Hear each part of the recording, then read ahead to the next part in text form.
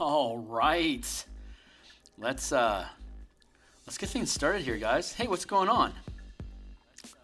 My name is Phil Kearney. I create role-playing games, I illustrate them, I publish them online, and we are creating content for Dungeons & Dragons 5.5 2024 rules. We're building a Mecha Kaiju Eberron Spelljammer campaign where we're adventuring in the asteroid belts that are orbiting around the planet Eberron in a Spelljammer airship environment. Hey, Forge, what's going on, my man? Today, we're going to build unique mecha for our playtest characters. Forge here, this just jumped into the chat, is one of our members. So we've got 5 players that are going to be playing in this campaign on my Discord server, link below. On Saturdays, we got 5 people playing 5 different types of characters. I want to build mecha that leans into the mechanics that their characters, like a wizard and an artificer and a monk and a ranger, they all play differently. So I want to have different mecha that reflect the abilities that they have as characters, but upscaled to the 50-foot scale, where your mecha is occupying a 50 by 50 foot square, and you're trundling around like at 50 miles per hour, which is roughly 5 squares at the 50-foot scale as a move action. And then as a dash action, you can move another 5 squares. So it's basically a move speed of 250 feet.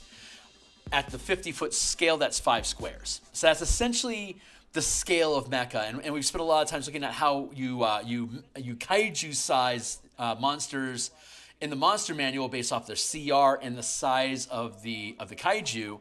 Now we're going to take that time and build the stuff out for unique mechas for the characters. This is a pirate mecha that we built for the Pirates of Lazar. It's got the, I should probably put a Jolly Roger's like bones underneath here for like a true skull and crossbones sort of look.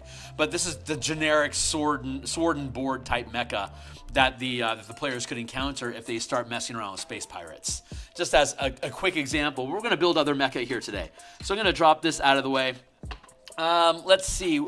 Hey, Ford, since you're here, why don't we just start with you? And we'll build out your character since you're here. And then I will follow up and build our ranger. So let's see. Forge here has a dwarven artificer battlesmith using a pike, ranged assault, thundering strike, push mastery with a heat metal spell, trap springer, sustained power, repositioning reaction. Battlesmith based chassis. Is that magic? So that's our base character that Forge has got going on. We're going to build a mecha with that. So let's go ahead, and I think the first thing that we should actually do is something I was talking about this morning that I want to lean into is what class features do these characters have that translate into interacting with mecha and ships in Spelljammer just organically, without any specific subclass options that further amplify the abilities to interact with ships at the 50 and 500 foot scale. Like, for example, when a barbarian rages, the rage bonus applies to damage rolls and action economy and stuff that you can do while you're raging. That applies while the barbarian is piloting a fighter craft or a ship. So if I'm in a battle mech, I'm a barbarian, I am raging, and I'm piloting that mecha. While I am raging, I can add my, like if I get a +2 damage bonus, then I can add those bonuses to my, I would ramp that to, like, if I'm at the 20-foot scale. Hold on real quick. Let's show our work. This is the Mecha Kaiju book. Let's go up here. We can scroll down to the weapons. So if we're operating 20-foot mecha, they're going to add 3 times the damage side. Like, for example, so it's going to be triple the damage. So, like, if you're a barbarian wielding a 2-handed sword that does D12 damage, it would be like D12 damage, then you're using like Great Weapon Master And two-handed, you're dealing, like, say at 5th level, you do +7 damage. So it would be D12 plus 7 damage. If we amplify this using Mecha at the 15 or 20-foot scale, it would be 3d12 plus 21 damage that our Barbarian would be dealing, not d12 plus 7. So it's amplifying because of the size. If we're talking about 100-foot scale, it'd be 6d12 plus 42 damage. Like, we could easily see Kaiju that are 200 feet in size dealing that sort of damage when they use multi-attack to make multiple attacks. They'll be doing like 40 points of damage a pop. So, but we're dealing down here right now in the 20 to 50 foot scale. So our mecha at this level are going to be 20 feet. When we get to 9th level, we can upgrade them to 30 feet. And then at 13th level, we can upgrade them to 40 feet. So the damage doesn't amplify any better. It's like a sword does D8 at this scale. At 10 feet, it does 2d8. At 15 feet, it does 3d8. Normally in D&D, monsters would then have 4d8 at 20 feet and above. It would never increase in size. But because of the way that we deal scaling and damage with Spelljammer ships that we've gone over dozens of episodes, we know that like it continues to upscale the die until it caps out at 500 feet. So we're going to use this Kaiju and Construct scaling here to smoothly move up the size of the damage that Kaiju and Constructs deal at these larger scales. So that's so the example that we're using, like when the Barbarian rages and the Barbarian is piloting a 15 or a 20-foot mech, that rage bonus is going to be +6, not +2, to make up for the extra hit points that you have. The mecha itself, at like a 20-foot scale where we're at, the mecha adds 40 hit points. So like if your character has, say, 52 hit points because you're a buffy fighter at 5th level, this would then give you, instead of like say 52 hit points, you'd have 92 hit points.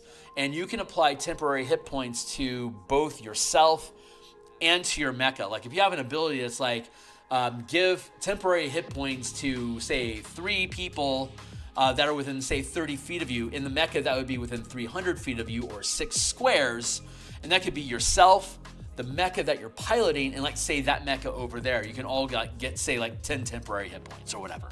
It doesn't sound like a lot, but you're using both your hit points and your mecha hit points, and you can both use repair spells like Mending, Fabricate, Glyph of Warding, Creation, to actually heal the mecha. And then there's all sorts of class features and spells that just grant temporary hit points on top of that. And you can actually heal the pilot. So the pilot can take damage, the mecha can take damage, and both of them together are like a pool. As long as the mecha has at least 1 hit point, it can keep operating. As long as the pilot has at least 1 hit point, they can keep piloting. Otherwise, you just decide how much damage you take and how much the mecha takes combined. And then there's materials. Depending on what you make your mecha out of, it's going to have damage resistance. So looking up at the materials that we build with these machines, scrolling up here, okay, so materials are either light, composite, or heavy. Light material is like ceramic or like light wood. Heavy materials like stone and metal.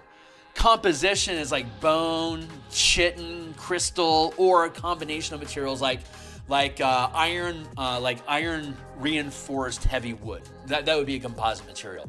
So depending on the composite materials, hey, what's up? I'm going to go to sleep, but I want to come by and just say, oh, right on, Fernando. It's good to see you, my man. Thanks a lot. Let's see, is everything, yeah, we're doing okay over here. If anything sounds off, like the volume's off, let me know, and I'll fix it. So light material, here we have strength, constitution, and dexterity. So vehicles that are made out of light material have an armor class of 13, and you either add your dex or intelligence modifier to increase the AC. So like a wizard with an 18 intelligence could have a ship made out of light material with an armor class of 18. If I were a rogue with an 18, like a 20 dexterity, I could have an 18 armor class because of dexterity plus the 13 base. You can see there's SDC. The light material doesn't gain any inherent bonuses to strength or constitution checks, and it doesn't have any inherent modifiers to dexterity. So light's like the generic model. If you go with the composite material, it gives you an automatic +2 bonus to strength and constitution. If your strength or con is higher than this, use yours, but it default minimum is a +2 on strength and constitution, both checks and saving throws. Conversely, it has a maximum dexterity modifier of +2, kind of just like medium armor. Armor class is 15 plus your dex or intelligence with a max of +2 bonus. So the material component gives you at most a 17 armor class. And then heavy material gives you a default +5 to both strength and constitution checks and saving throws, but you don't gain any bonuses to dexterity. So you are durable, but not nimble. Composite is kind of durable, kind of nimble, and light material has no inherent durability, but it's as agile as the pilot is. So then looking over here at damage reduction, light material doesn't have any damage reduction. So if you get hit, you take the full damage of the attack, and then you as a player decide how much damage is going to go to the ship and how much damage is going to go to the character. So depending on whether you have more repair magic or healing magic and how you distribute your temporary hit points when you get them. Conversely, composite material has a damage reduction of 5. So whenever your ship takes damage, reduce it by 5 first, and then distribute damage between yourself and the ship. Heavy material has a damage reduction of 10. So whenever you take damage, reduce that amount by 10 points. Whatever damage is left over, distribute between both yourself and your ship, and there you go. That's your base defaults. So we'll dive into that further. The way that it's currently set up is that it doesn't matter, like for example, rogue or like monk and stuff like that. You can use your class features as a pilot with any one of these type of materials. Like you don't have to be a monk using light material as your ship, but obviously you'd have, like if you were using heavy material as a monk, you'd have an 18 base armor class, but if you wanted to use armor class instead, since you don't gain any dexterity modifiers for heavy material and only a +2 modifier for composite, your monk using agile defense, using both their wisdom and their dexterity plus a base 10 armor class, would probably lean more towards light material if they're okay with not having any damage reduction. So one of the things that we can do to modify our ships, we have mods, and at this level, we're at the uncommon level of magic, 2nd rank magic. So we can have up to 3 mods or 3 modifications to our mecha. And there's some mecha modifications that we can implement. A heavy armor plating, increased damage reduction, which you can choose up to twice. We have 3 mods at this level. So every time we take this mod, we can increase the armor class by 2 and the damage reduction by 5. So if we had a heavy mecha with an armor class of 18, I could take this modifier up to twice out of the 3 times. I could increase my damage reduction to 20 and increase my armor class to 22. The light light chassis could get a +2 bonus, like that monk, for example, could take heavy armor plating twice, get the, say, a +3 wisdom and a +4 dexterity. It'd be a base 17 armor class. And then but without any damage reduction. If I then took this, I could then get to 19, and then if I took it a second time, armor class 21, and I'd be able to pick up an armor class, a damage reduction of 10. So maybe that's how I'd want to play my monk. It's up to you. We have integrated tools. This is Tinker Tools, which is you can make repairs, manipulate machinery. This is allowing you, like basically in your mecha, to have integrated devices into your mecha frame to be able to reach out like with little arms to be able to do delicate, like say you're using your mecha to infiltrate a cloud giant castle. Cloud giant's like 30 feet in size. So they're going to have 30-foot doors. So if you want to pick that lock, you're going to have tools large enough to engage with and interact with that lock. So integrated tools allows your character, like your rogue or your artificer, to be able to use like disarm traps, open locks and stuff like that, or disarm traps, all those sort of things at the 50-foot scale. If they don't have integrated tools, they can't do it. So this gives them access to that. We also have sealed helms, which allows you to operate underwater or in fouled and deadly air. And you retain fresh air in your helm for 24 hours despite being in a poisoned environment. It's a sealed helm. It's a sealed environment. And then there's self-repair, which is basically the mecha can repair itself, like basically during downtime. So per hour, it heals D4 hit points. At this scale, at the uncommon scale, we would be dealing 2d6. So we have 40 hit points in our mech. Every hour of repair time that we spend, it'll automatically repair 2d6 damage. We have Thick Build, which is double hit points. So like we said, we have 40 hit points at this level. Because of the size of the mecha that we have, 20-foot frame has 40 hit points. We could take this mod up to 2 times. Every time we take it, it doubles the amount of hit points that we have. So it'd go from 40 to 80 to 120. Maybe you want that, maybe you don't. And then we have a Spell Amplifier, which allows all of your spells, magic, and abilities as a pilot to function as you would expect them to in a dungeon, but at the 50-foot scale. So like if you cast Burning Hands, it has a 15-foot cone.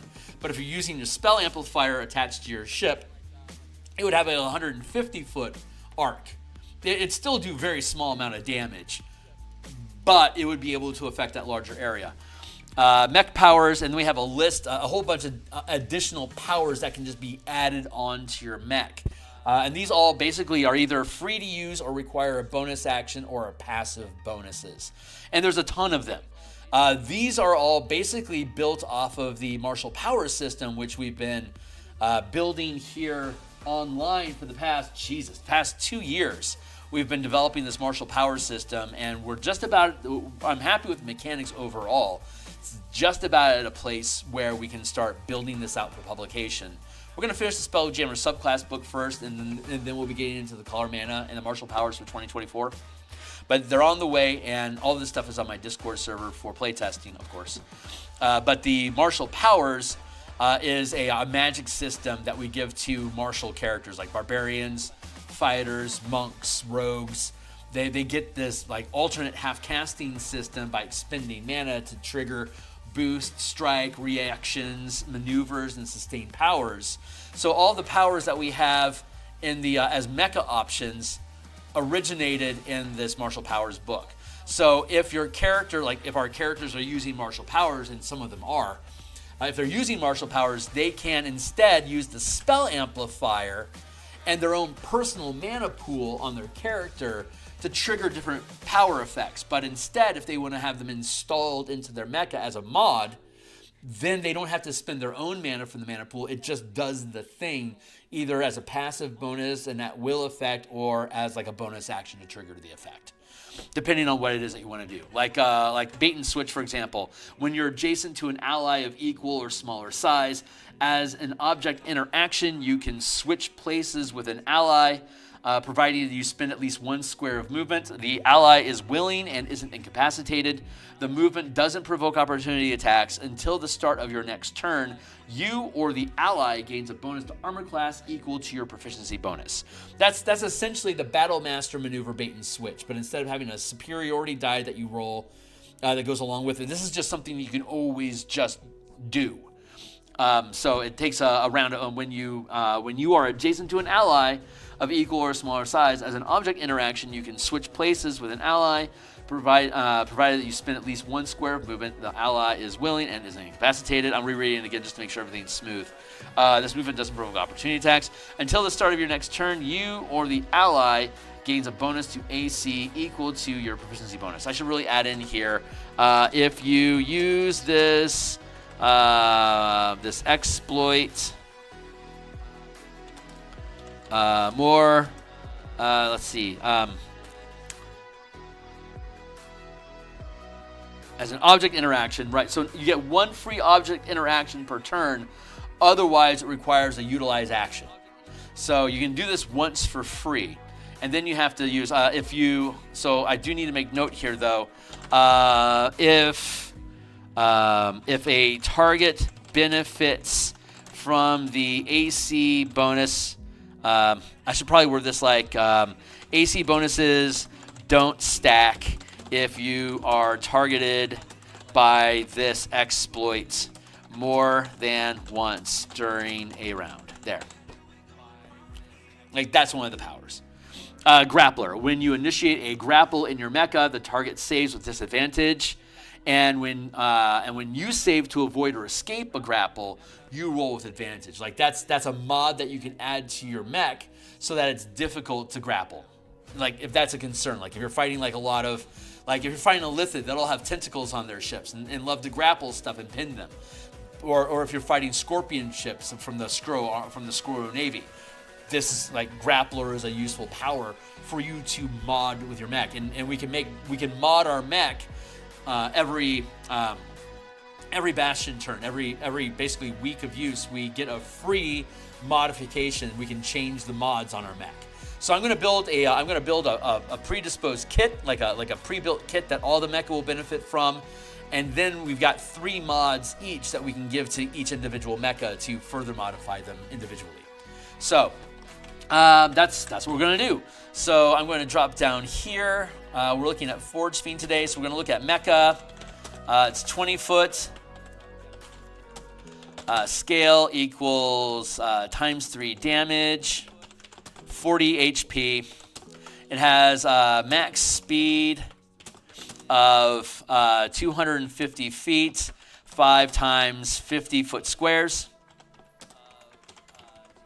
That is going to be travel between worlds is 1,000 miles per hour. Oh, sorry. That's 1,000 miles per day.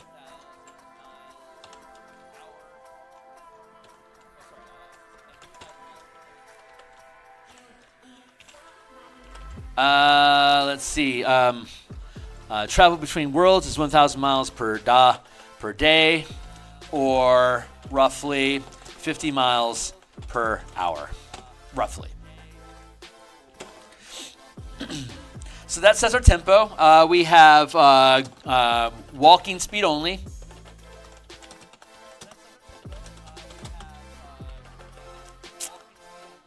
Let's do this. 50 miles an hour, or 1,000 miles per day. Let's see. Default walking. Default movement is walking. Jump jets.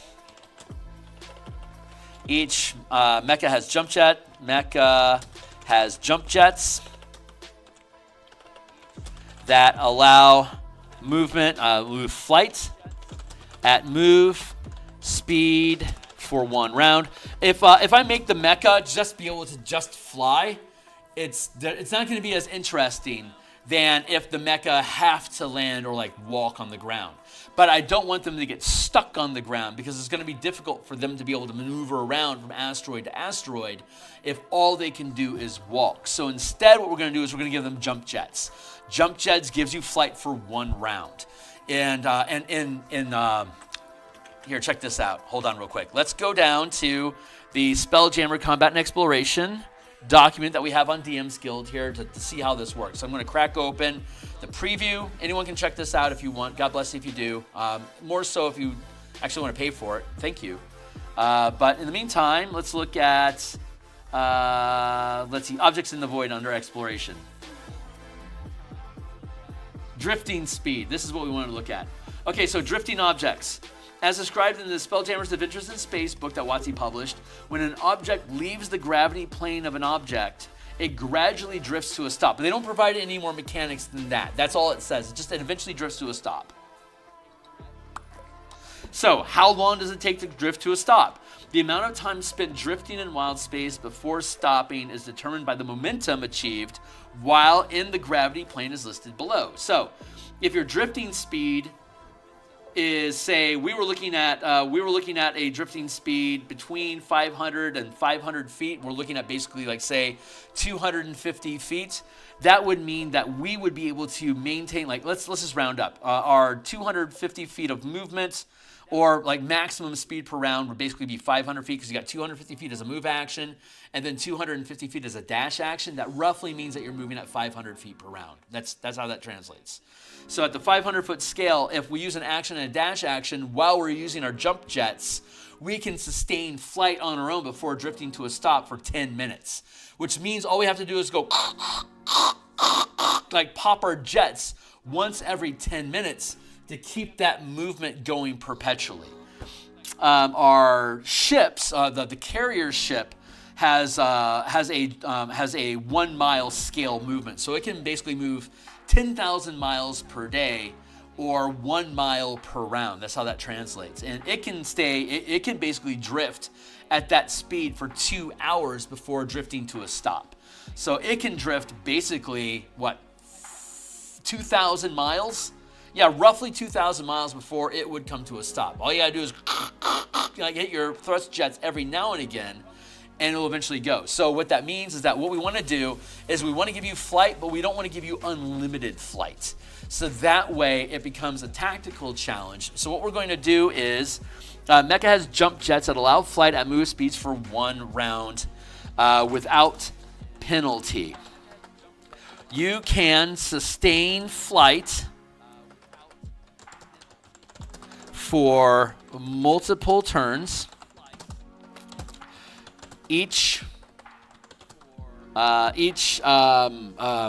Consistent, ongoing, each additional. Let's see. Mecha has jump jets that allow flight at move speeds for 1 round without penalty. You can sustain flight for multiple turns, for multiple rounds. Each round of uninterrupted flight inflicts the mecha with 1 degree of exhaustion. Removing, you can remove,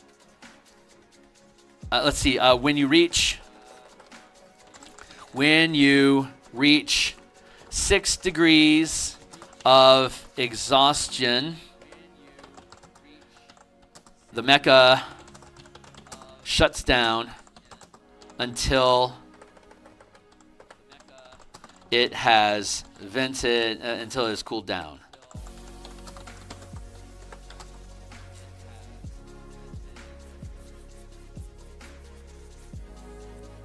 How do we want to do this? Until it's cooled down. Mecha cool 1 degree of exhaustion each round. It isn't flying. So like while you're drifting, you only have to pop it once every 10 minutes to keep the momentum going. You don't have to hard burn constantly, because that'll just burn out your mecha.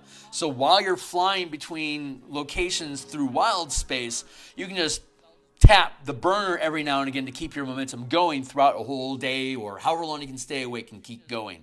But in combat, when you're moving round to round and you're trying to chase something in the sky, you're going to be building heat on your mecha, and it will eventually shut down.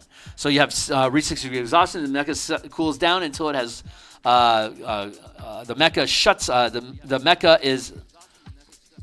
mecha is disabled until it has cooled down. Mecha cool 1 degree of exhaustion each round it isn't flying. You can manually cool your mecha 1 degree of exhaustion by sacrificing action economy, reaction, bonus action, general action.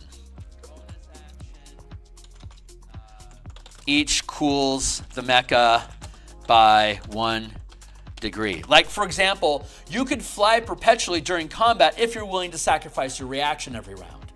or your bonus action every round to cool the jets while you're using them. You see? And so if you heat your mecha up 3 levels of exhaustion, you now have a -6 on all D20 tests you take as a pilot in your mecha. But I could just like not move for a round and then use all my action economy to drop all exhaustion. But while the mecha continues to heat up, I'm going to have an increasing disadvantage, an increasing penalty on my D20 rolls until I hit 6 degrees with a -10 penalty, and then it just burns out and it has to cool down.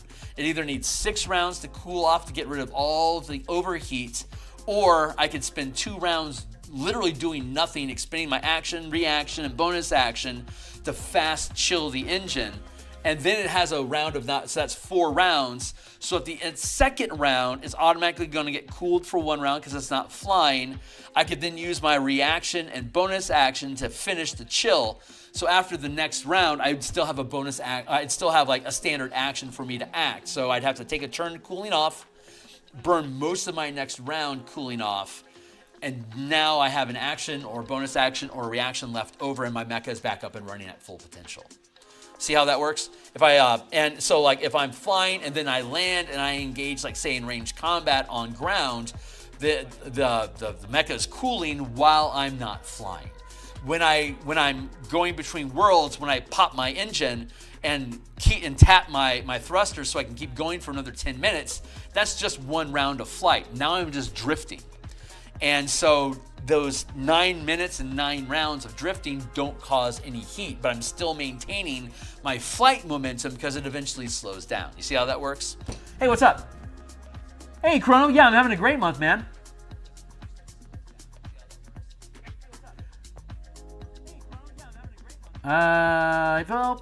Just drifting through. I'm going to fix my window here so I can see things. Oh, hey, Nightmare. I did not recognize your name. Cheers, my mate. Okay, great. So this is the base frame that we're building for all our mecha. I didn't want to give us, like if we were using fighter craft that would fly around and like have guns, pew, pew, pew, I wouldn't mind it just being able to fly all the time. But the way that the mecha operate and the way that the kaiju battles go, I think having, being grounded and having to run along the ground makes for more sense. A lot of kaiju that we fight might not be able to fly either, so they're always going to be engaging at the 50-foot or larger scale on the ground. Some will fly, some won't. If they're big enough, you can actually literally like land on them and attack them on their own back. That's fun. This also increases the need to have the carrier ship deliver the mecha from one location to another. So I'm going to build encounters so that if, ideally you want to have a lot of terrain and obstacles and stuff to interact with during combat. If we're just doing flight, the biggest problem with flight combat in D&D is that there's nothing to interact with. It's just a blank, empty plane of infinite space that you're just basically chasing around, and you may as well just be standing still and bashing each other. There's not a lot of interaction there. So you want to have obstacles, terrain, stuff to interact with. So by placing a limit on having the mecha be grounded, that introduces that element of having terrain to mess around with, and it also helps because you can't target things that are 50 feet or smaller with siege weapons if they have any kind of cover. So if we're forcing kaiju and our mecha to engage on the ground level, there's going to be plenty of outcrops and obstacles and stuff, structures, etc., that are going to be providing cover so that they can't be targeted by siege weapons. So the small amount of hit points that they have compared to the giant carrier vessels won't matter, because the carrier won't be able to effectively target anybody that's of that scale until they're flushed out in open space. Like, one of the things that players can do if you are fighting creatures that can fly is to flush them out so that they don't have any cover anymore, so they can be then targeted by, like, the team can issue commands to have the carrier ship then do air support, lob siege weapons onto the kaiju to deal chunks of damage. So the strategy there is to use your mecha to flush the kaiju out so they can be targeted with siege weapons and cleaned up easily. So that's one of the ideas there. So that's why I want to play with this jump jet idea, to impose that physical limitation to limit verticality, like to give you a penalty of action economy if you want to remain aloft and flying. It will increase the challenge and complication. It's like if you want to use all of your action economy, you're going to need to land so that you can use all your action economy because you don't have to use it to deal with overheating. You can expend it instead on focusing fire or whatever it is that you want to do. So it creates an interesting, I think that's worth play testing. So I want to play with that a little bit. Let's see, all mecha. Let's see, we're going to get, let's go with spell amplifiers. And the spell amplifier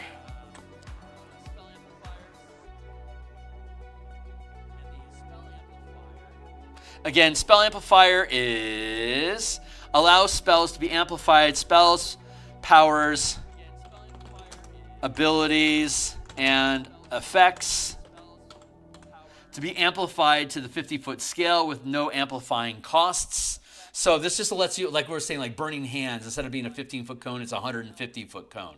The damage doesn't change, but it's a larger scale to utilize the 50-foot scale that we're utilizing here. So we're including spell amplifiers.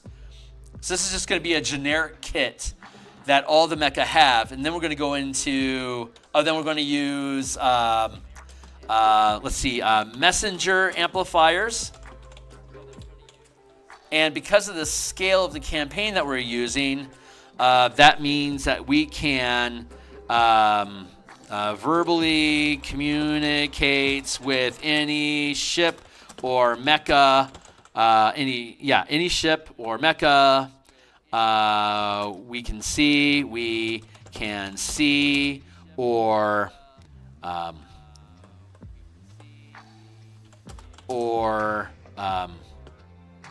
what's the word I'm looking for? Observe through an orrery station.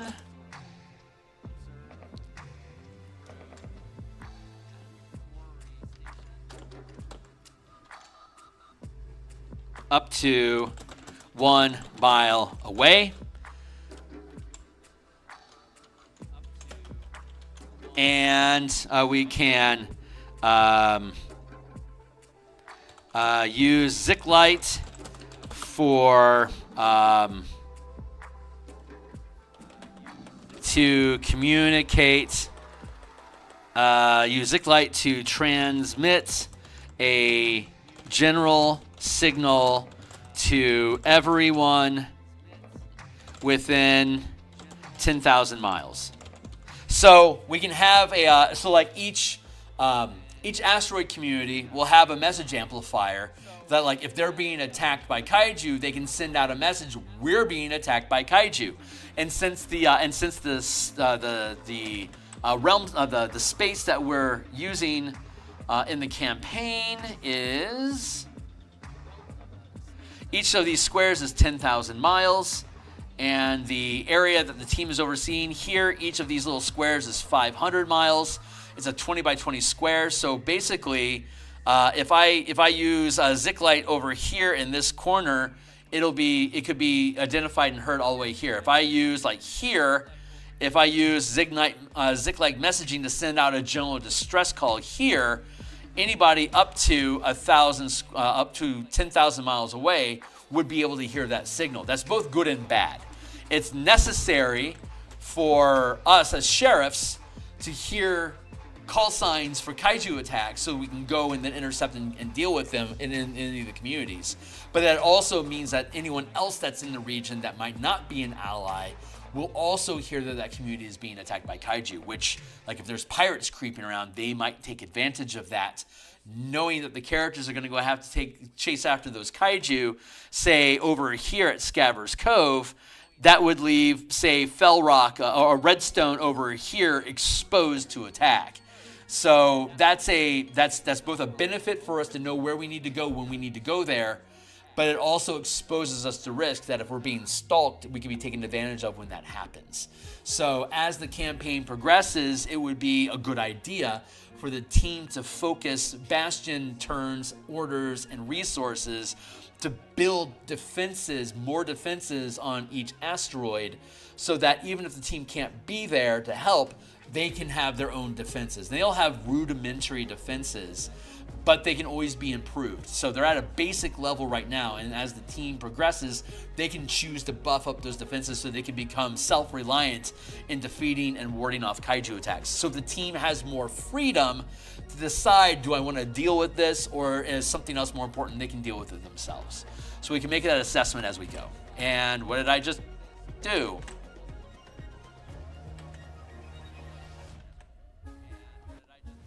Something weird just happened. I lost my thing. Hold on. Seriously, I just lost my thing.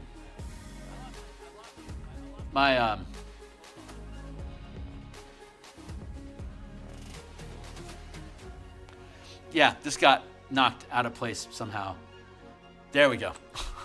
I'm flailing around too much is the problem. I'm having too much fun talking about shit. Sorry about that, guys. I'm causing mischief in our household. There we go. Got that fixed. Am I up to date with you guys? Saw that. Hey, Phil, I saw some that we're supposed to say looking for work right now, but I'm okay. Great. Phil, I'll say I saw some that the armor plating options had 5 foot listed next to them. Is that a speed penalty? No, that was a cost.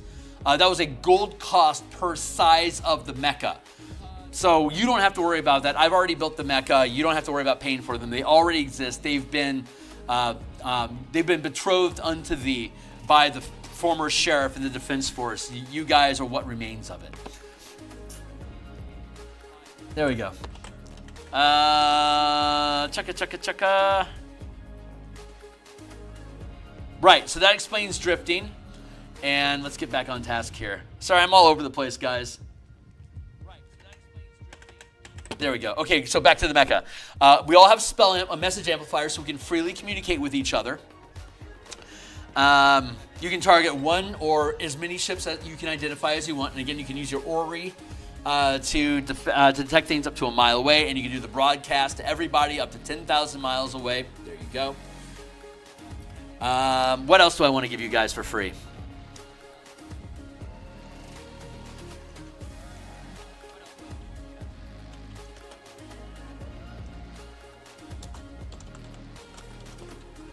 Jump jets.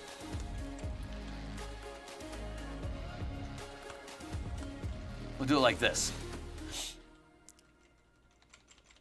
So that this is the basic package that all the mecha will have. So they all operate the same, communicate the same, have the same speed and maneuverability, and have the same amount of mods. So now we can start adding individual mods for each mecha catered to the characters that we have. So I'm going to do Forged Fiend's mecha first, and then we'll do Nightmare's mecha second. And then once the rest of the team provides us with their mecha, I should have all the characters submitted to me by Thursday. So we're going to come back on Thursday night and build the mecha for Sean, Hoi Polloi, and Magic Man as well. But for now, we're going to start with Forged Fiend, and then we'll build out Nightmare. And we'll go from there. So Forged Fiend is using an Artificer. He has a where are you at, my dude? There we go. Forged Fiend.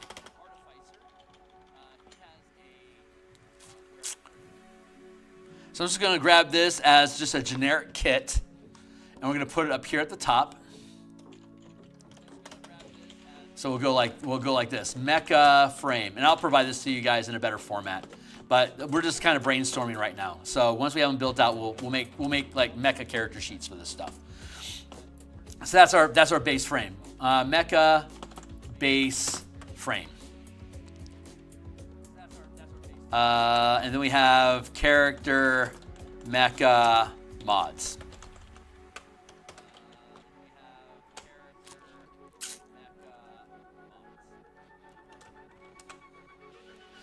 So back on task, we're going to first look at the classes that each of the players have for their characters and see how the classes are modified using the Spelljammer mechanics.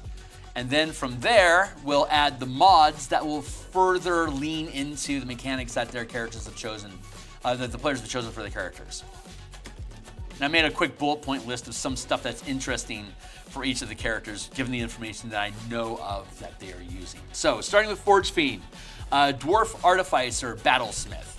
So, I'm going to drift over to the Martial Powers document, where we have, click, Spelljammer. So we have Mecha. Now we're going to go down here to Artificer. Oh, yeah, we're already there. Oh, well, anyway. There. That'll get us there. Schwank. There. He's chosen a Dwarven Battlesmith Artificer. So let's scroll up first to the Artificer up here to see how this stuff works with Mecha, and then we'll look at the subclass, and then from there we'll add on Mecha modifications. Hey, what's up?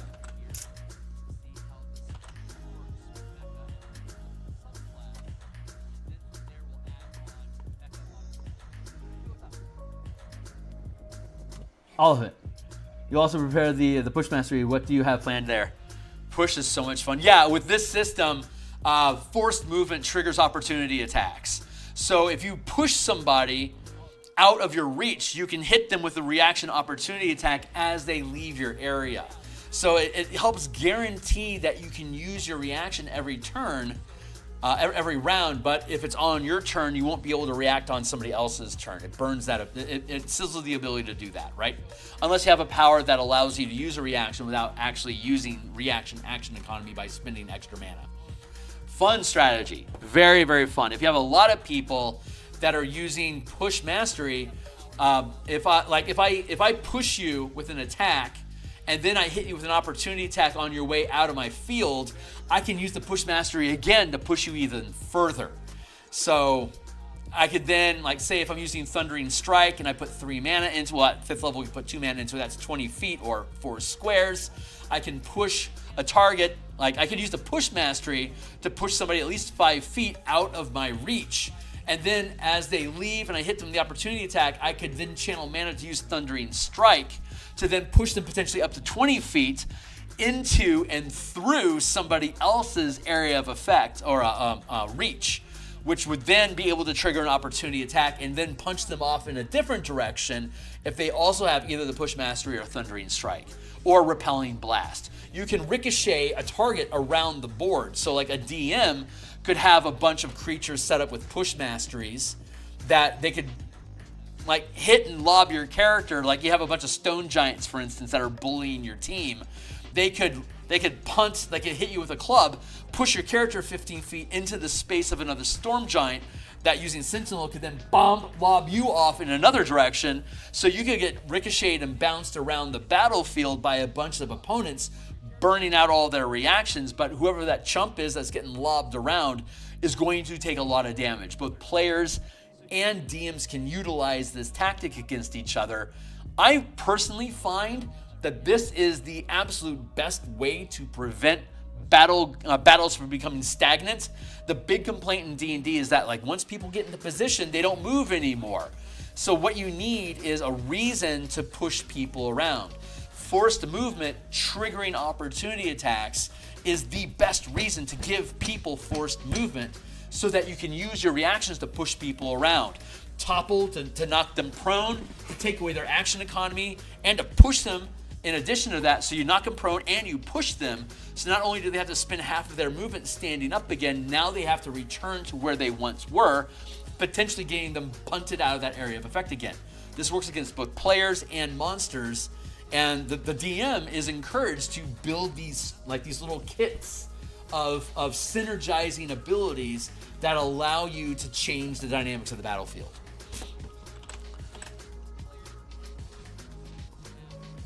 So let's go up and look at the martial powers. So again, we have the spell amplifier. So all martial powers work at the 50-foot scale. Spell casting, again, using the spell amplifier, all the spells will work at the 50-foot scale. Tinker Magic, you get the Mending Cantrip for free, which in the Spelljammer document you can use for slow repairs. Let's go back up here and let's go to the end of the spellcasting chapter so we can go up to here and look at repairs. So magical repairs. Ships and weapons can be repaired when casting modified versions of the following spells. So Mending. Concentration, 8-hour casting time. Requires ship materials as detailed in the spelljamming ships above. Range is touch.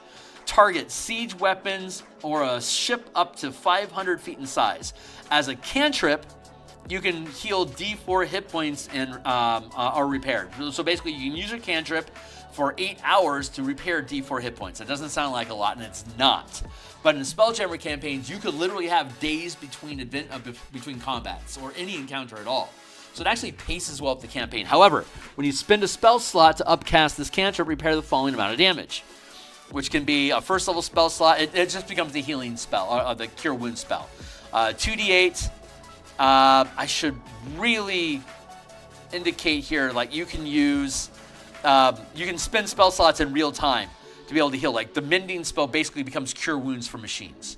So as a magic action, you can cast Mending with a first level spell or 1 mana to heal 2d8, and at say 5th level, a wizard or a cleric would be able to cast with a 3rd level spell slot 4d8. You know what? I think I can come back. I'm going to come back and I'm going to modify this. I have space on the page to change this. I want to embellish this a little bit further. So I'm going to add on to this and update this document over the weekend. I think I want to have scaling. Like the cantrip, the base is D4 hit points, but like at 5th level, it'd be 2d4. At 11th level, it'd be 3d4. And at 17th level, it'd be 4d4. And I think instead of 8 hours, I think I want to make it 1 hour so that it coincides with a short rest. And then I want to indicate here that when you spend spell slots as a magic action, you can repair same as a cure wound spell. And this is old text. I should have updated it when I updated the spellcasting section in general. I just didn't. So I think I can come back and update this, and I should. So the Artificer automatically gets the Mending cantrip. And let's see, magical crafting. So let's put an indication here. Let's go up. Let's you know what? Let's go down here.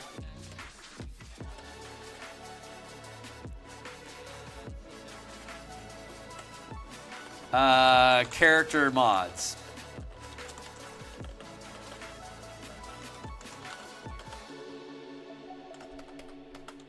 Artificer 1 equals Mending cantrip, can heal ships. Cantrip 1 hour equals 1d4, 2d4, 3d4, 5d4.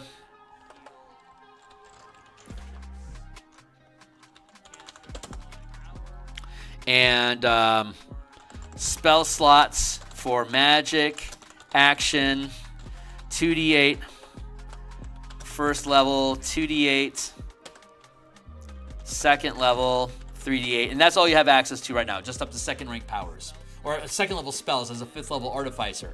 You can spend a second level spell slot or burn 2 mana to heal 2d8 hit points, or you can do the cantrip 1 hour ritual for, at this level, it'd be 2d4. There we go. Let me catch up with your text. I've got my page blocking you guys a bit. Maybe 1 hour casting time for Mending, maximum X times a mech can be. I'm fine if you're willing to spend the hour, because you can't do anything other than that. So you can't fly, you can't do shit. You have to concentrate and focus on the actual ritual, healing your mecha. So it's basically, if I want to sit here, I'm going to have to sit here and fucking fix my mecha, or I'm going to have to burn spell points as a resource. Keep in mind, once the mecha are back in your carrier, you have hirelings, you have NPC crew that work in the mecha bay facility that will automatically use Mending. So once you get your mecha back into the carrier ship, they will start repairing your mecha for you. This is only really necessary if you are like stranded out on your own without anybody being around, or like in a normal Spelljammer campaign where you've got your ship is flying through wild space for X amount of days and you're not encountering anything. You'll have plenty of time to be able to repair your ship between battles. It's only when you're actually in combat and taking damage that you need to worry about time, and that's going to cost you spell point resources. And you can always add and Nightmare, I know you're asking this. The hit points for the ship, you can add temporary hit points to the pilots. If you can see them, like if you're on board the ship inside the cockpit, you can, like if you're co-pilot like Chewie and Han, if say Chewie was a bard, then he'd be able to like say cast mending, or like cast I don't know what's a spell that gives you temporary hit points. I can't recall one offhand. Anyway, a spell that gives you temporary hit points, you could give that to Han the pilot, to yourself, or you could give it to the ship directly.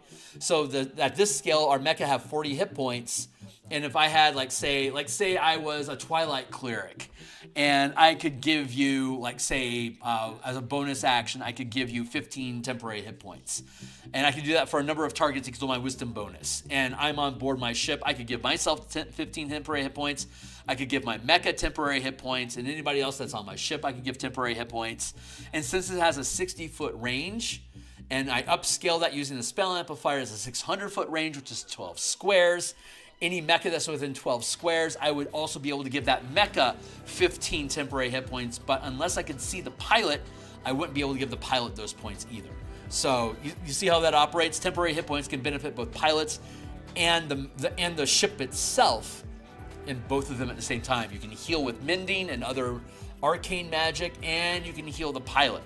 Damage that's taken by the mecha can be dealt to the mecha directly, or the pilot can take damage. Like, for example, a barbarian that's raging has damage resistance to BPS. So if I get hit with a ballista bolt that does, say 20 points of damage, I'm in a heavy material ship, I'm going to damage reduction by 10 hit points. I've now taken 10 damage that needs to be split between the character and the ship. If I decide to let the barbarian take all that damage and has raging active, instead of taking 10 damage, it now only takes 5. So that 20 points of damage that the ballista dealt has now been reduced to 5 points. And my barbarian with 50 some odd hit points can take a lot of those before the ship is actually damaged. But the hit points will eventually whittle down, and I'm gonna have to start eating team resources to heal my barbarian up, or to add on temporary hit points to keep protecting the mecha from taking damage itself, you see? So that's so far so good. We have magical crafting, doesn't matter. Replicate magic item. Technically doesn't matter because we're not building magic items for ships. That's what our mecha hangar and our mecha workshop are for. Attunement doesn't really matter right now. Artificer subclass as the battle master. We know that's going to be relevant because we had a conversation about that earlier. Feat is fine. Magic item tinker. You replicate magic items. That's cool. Go ahead and replicate magic items. Drain magic items. If you built some, you can drain some. You can get mana back from them.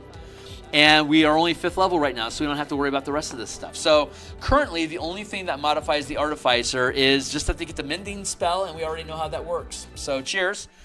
Let's instead now go into the battle master.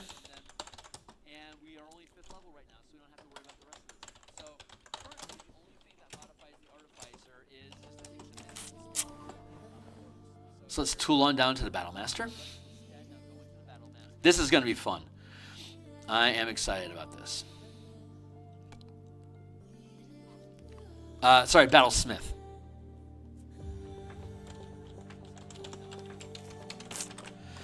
Okay, Battlesmith. Tool proficiencies. So you gain proficiency in Smith tools, or you choose another if you already are.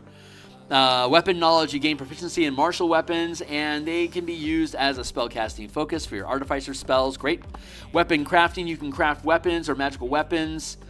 Reduce the time required. Rarity, value, week, day, blah. These are weapons, which could technically mean siege weapons too. So you could say a ballista, for instance, I think it's 250 gold. So normally it would take a week for a 5th level character to build a ballista at 400 gold, but you as an artificer, you can make one in 1 day if you choose ballista as one of your magical plans. So keep that in mind if you want to swap out, whenever you take a bastion, whenever you take what is it, you can swap plans. How often can you swap plans?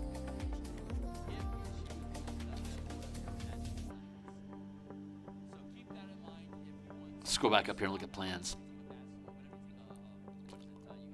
Okay, you start with knowing 4 plans as listed on the Artificers list in the 4 to the Artificer for level 2 Artificers, and you learn additional plans at higher levels as listed on the table above. You can change a known plan when you finish a long rest. There you go. And any plan your Artificer qualifies for. The following items are included, which includes mana crystals, spell traps, empowered items, and power gear, which is the 5-foot scale, but we are adding Battlesmith. Let's go with can prep plans for siege weapons up to 400 GP value. Create them in 1 day. There you go. What else?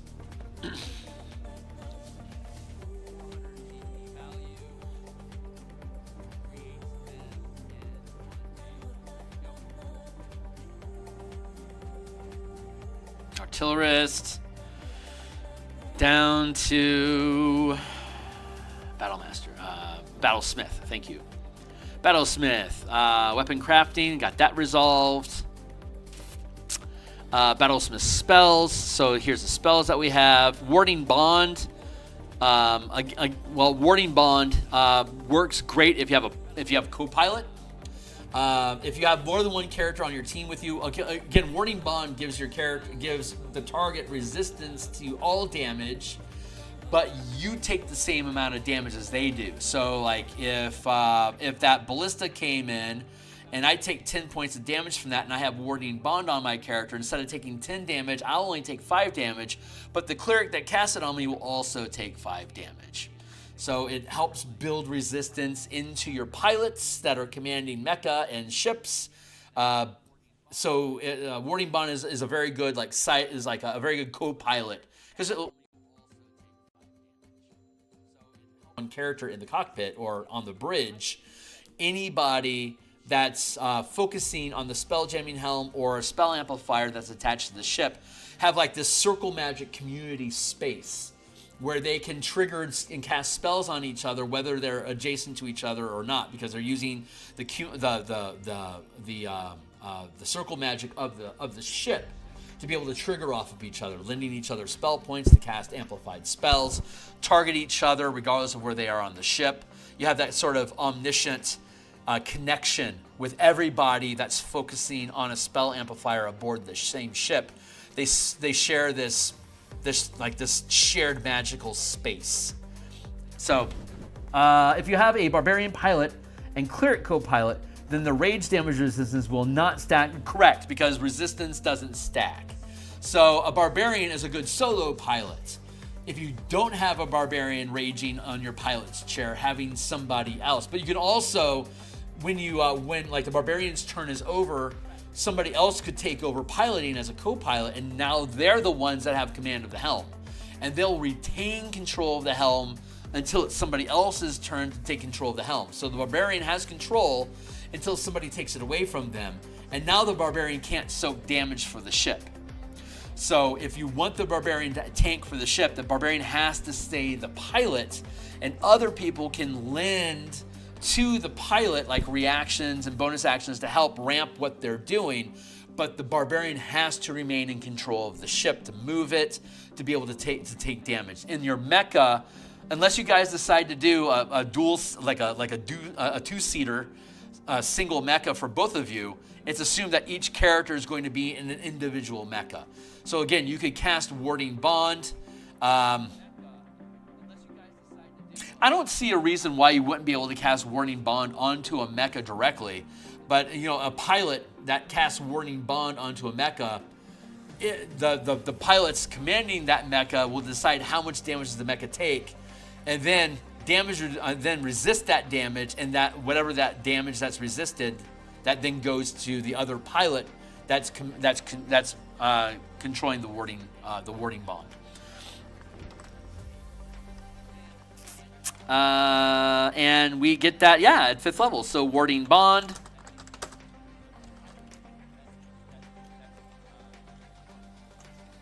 Can target mecha or pilot, depending on what can be seen. Because pilots, with this, the pilots have full cover. So you can't actually target the pilots unless they get out of their mecha, which is great. Like you would have to amplify the spell to try to impact them. But ships are immune to psychic damage. Like for example, you can't hit them with Phantasmal Killer. If you can't actually target the pilot, Phantasmal Killer can't affect mecha because mecha are immune to psychic damage, so the spell wouldn't have any effect. Let's see what else we got going on in here. Battle ready. When you attack with a magic weapon, you can use your channeling ability modifier instead of your strength or dexterity modifier. Battle ready. Can use your spellcasting stat to modify pilot checks, attacks, and damage and mecha damage. And then Steel Defender, the Defender in combat. So your Tinkering has created a Steel Defender. And let's go look at the Steel Defender. And then Steel Defender, the Defender in combat. So your Tinkering has created a Steel Defender. Well, how about that? Steel Defender. So it's a medium-sized construct, which means it occupies a 5-foot square. That's not going to do us a lot of good at the 50-foot scale.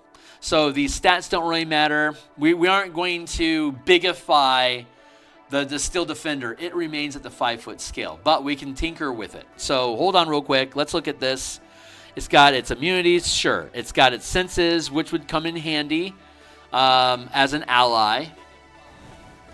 It has Steel Bonds. Add your proficiency bonus to any ability checks or saving throws that the defender makes.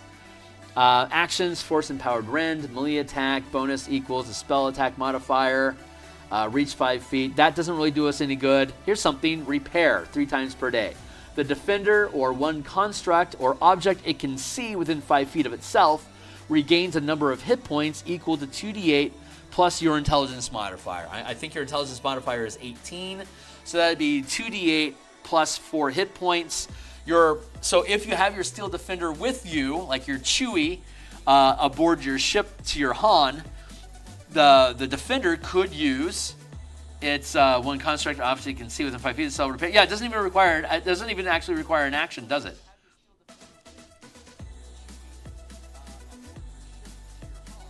So Repair would work on your mecha because it's an artifact or object, and then reactions, deflect attack. A creature the creature the defender can see within 5 feet of itself makes an attack roll against a creature other than the defender. Response: the triggering creature makes the attack roll with disadvantage. Okay, so at the 50-foot scale, this would be anything within 50 feet. And since the Steel Defender is not the mecha, it's a co-pilot. It could use the deflect attack trigger to help deflect attacks that are coming in on the mecha. So let's go ahead and look at our Steel Defender. Okay, so how is this going to actually work, right? Is the Steel Defender actually a co-pilot? No. Let's go visit our mecha rules.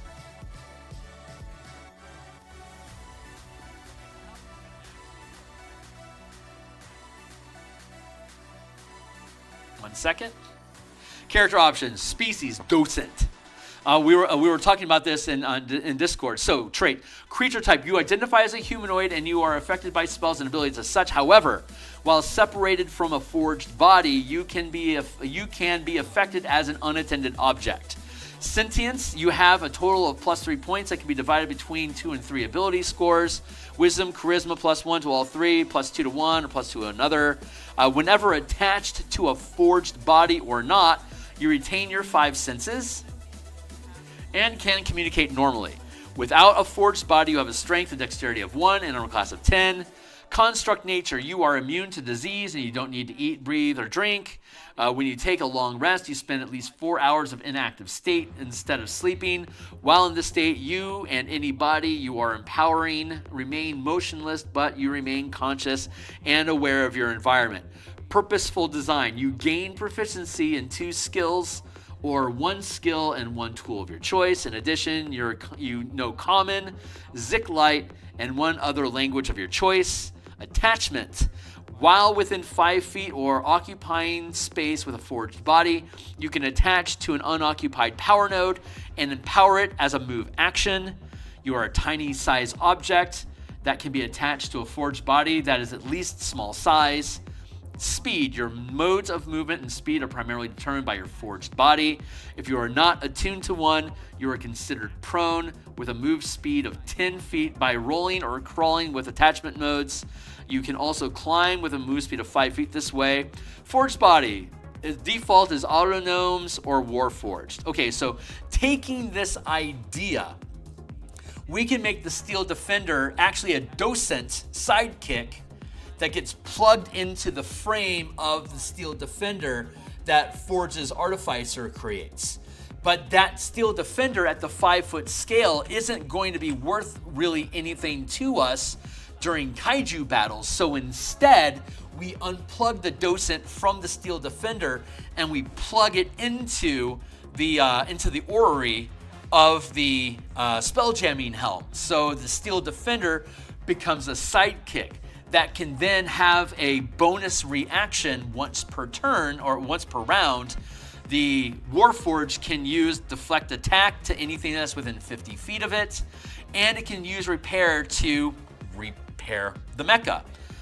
So let's do it. Let's do it like this. Let's go in here, warding bond, and then we're going to go with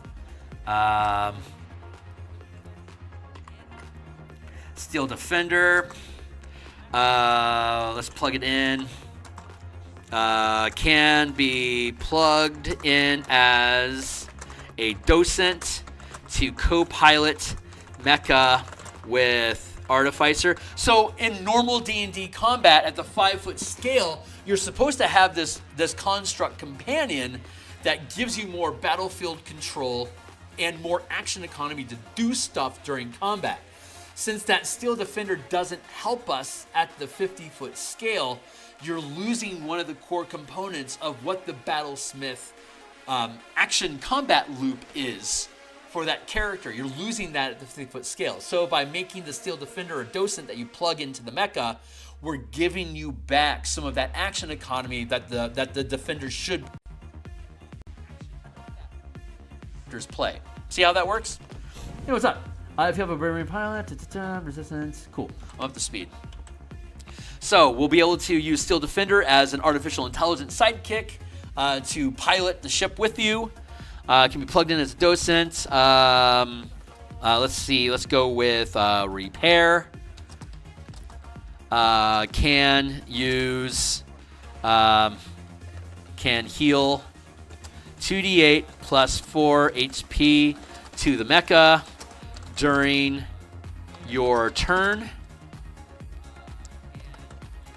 You can use this feature 3 per day, and you can regain one.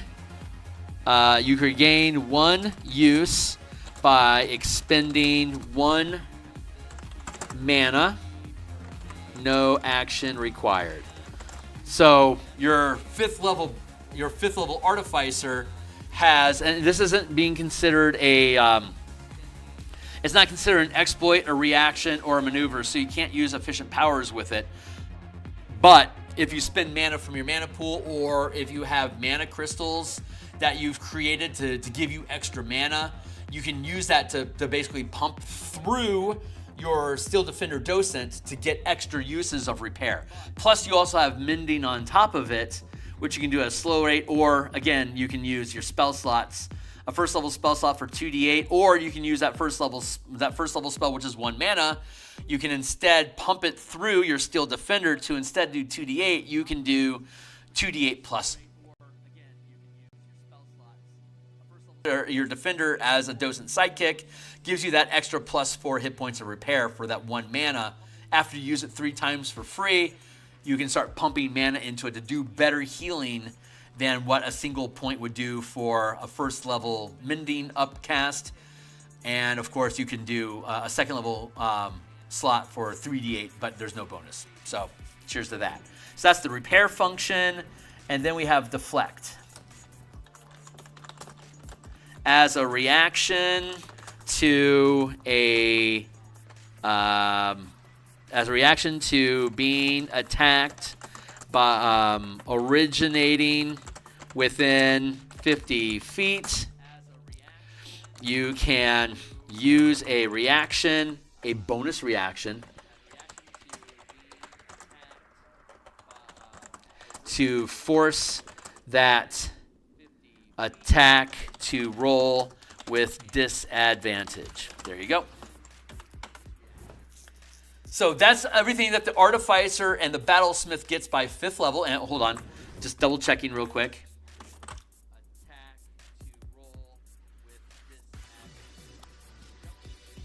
Extra attack.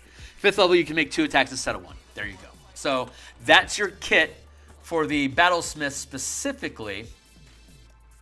So let's take that chunk and roll it up here.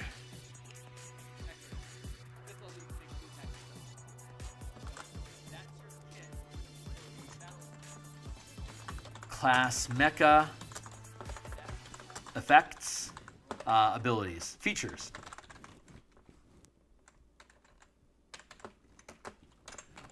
So that resolves the mech features in general.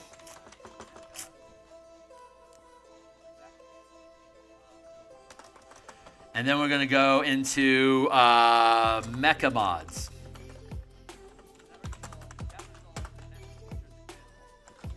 And we get a total of 3. Hey, what's up? I cut out occasionally. Your mecha might be paralyzed while empty. Auto crit on melee.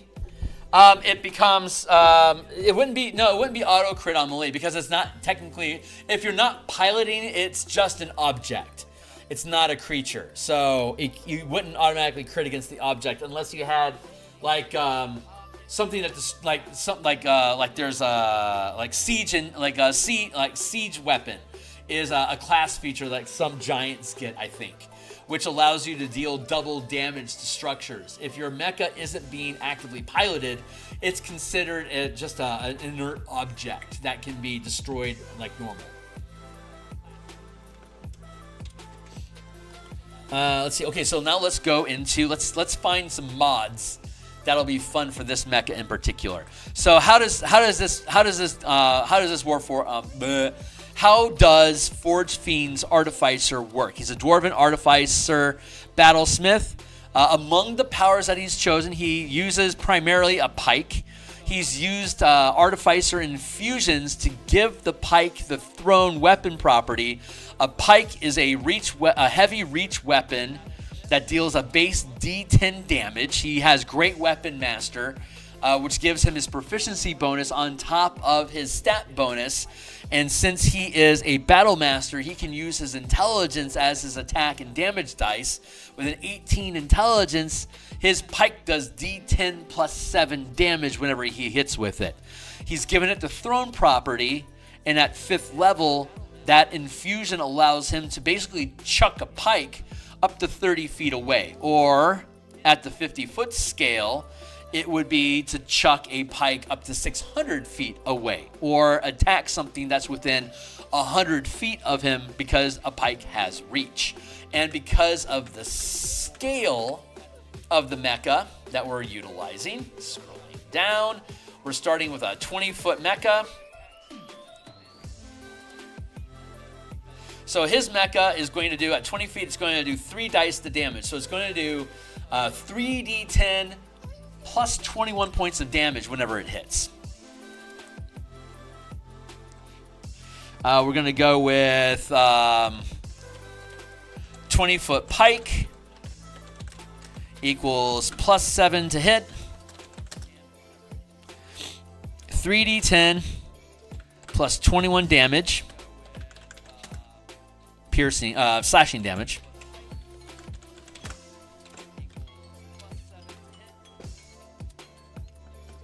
And just to check my shit, pike. And the pike has the push mastery. And the push mastery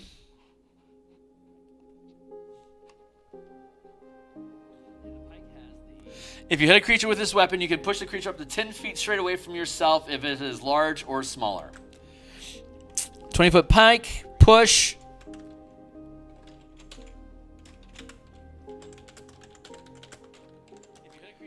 Push target up to 50 feet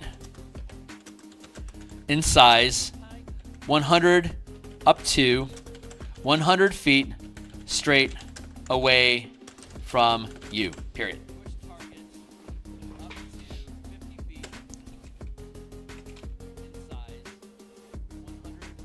Since we're 20-foot mech, we're less than 50 feet in size, so we can only affect things up to 50 feet in size. Once we get to 30-foot mechs, like by the time we get to 9th level, our mecha will be 30 feet, which is larger than half the size of a 50-foot square.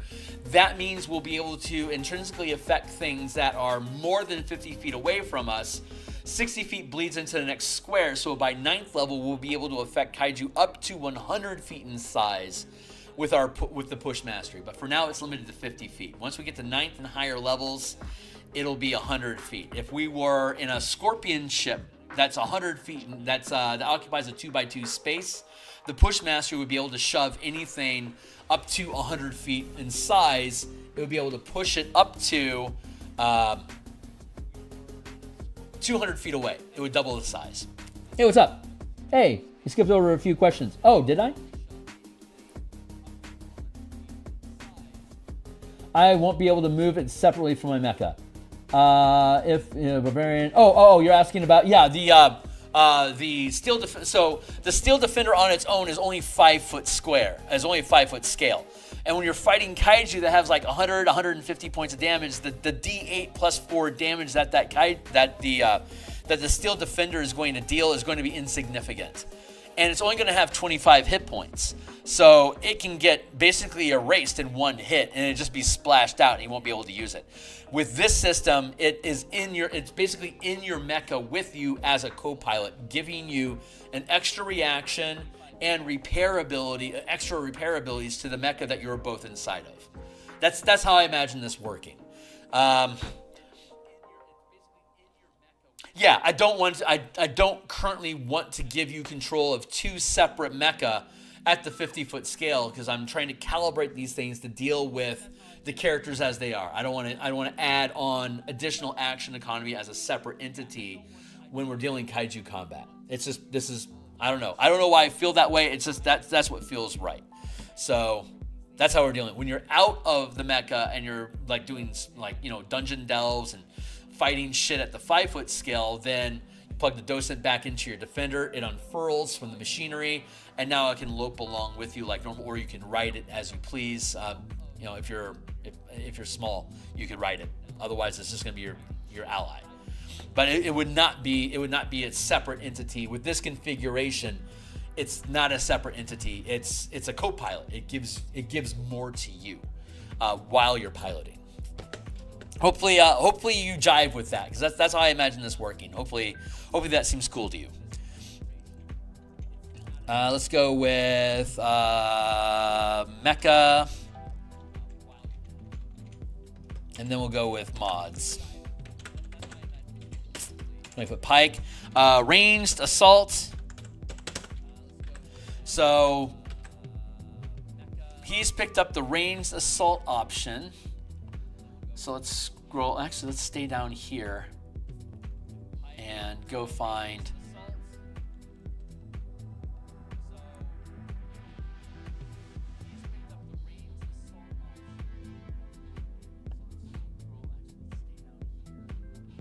Unlock.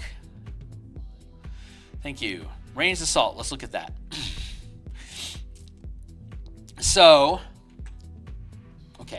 So his artificer has chosen the throne property as an infusion, and he put it on his pike. So he can throw his pike, and at 5th level, he can throw his pike up to 30 feet at normal range, 60 feet at long range, which translates into 300 feet or 600 feet at the mecha scale. So his 20-foot pike, throne property, it's got a 40-foot reach on top of his 20 feet, so it can extend from his 50-foot square into the next, he occupies a 50-foot square. So hold on, let me show you a map. Pirate. So we're looking at pirates here. If this square is a 50-foot scale, his ship occupies this scale. The 5-foot space here is your normal reach, and then reach weapons like the pike have a 100-foot reach. So we're at the 50-foot scale. Normal swords, scimitars, battle axes, whatever. They reach into the adjacent 50-foot square, and then weapons with reach can extend all the way out into the 2 squares away, just like they would be able to at the 5-foot scale.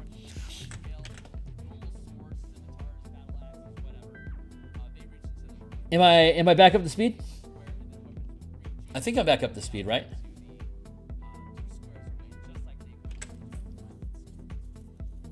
So let's look at ranged assault.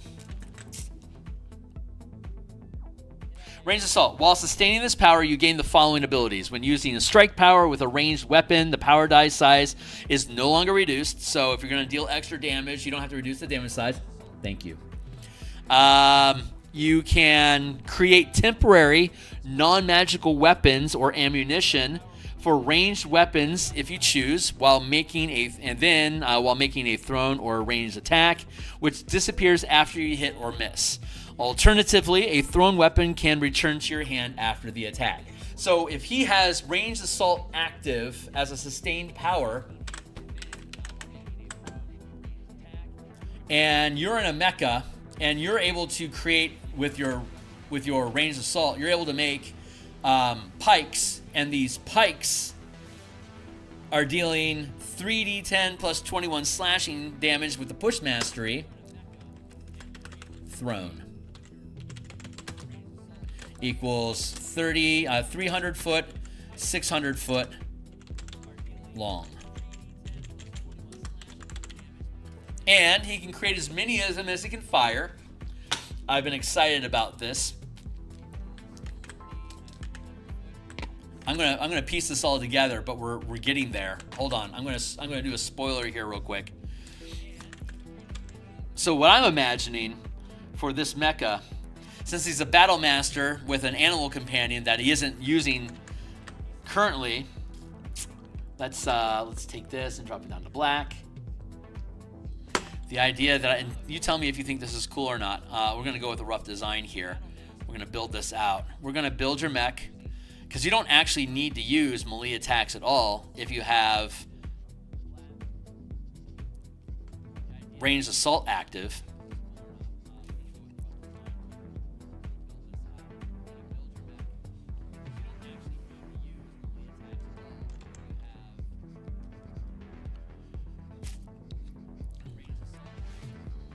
We can build missile launchers that fire pikes.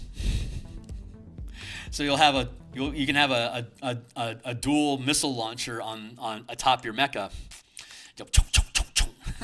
and fire out basically pikes that deal piercing damage, and then when they hit, they basically de-res because they disappear. And since you don't actually have to wield any weapons to be able to utilize this function, you can have basically the body of a canine or animalistic defender type frame for your mecha. There you go. Build that out like that.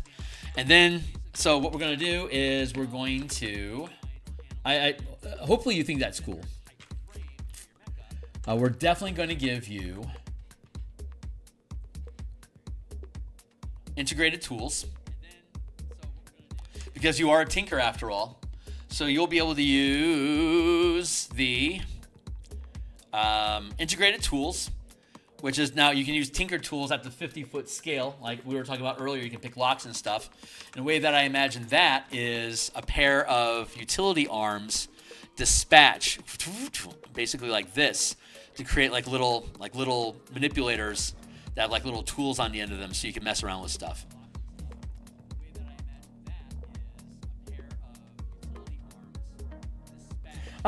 You can use the returning property only works for the pike that you're holding. And since that pike is at the 5-foot scale, it's not a 20-foot pike that does 3d10 damage.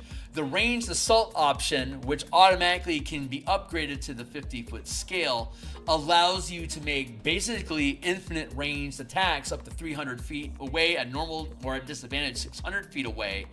You've got 2 attacks, and then I know you took the bonus attack as a maneuver.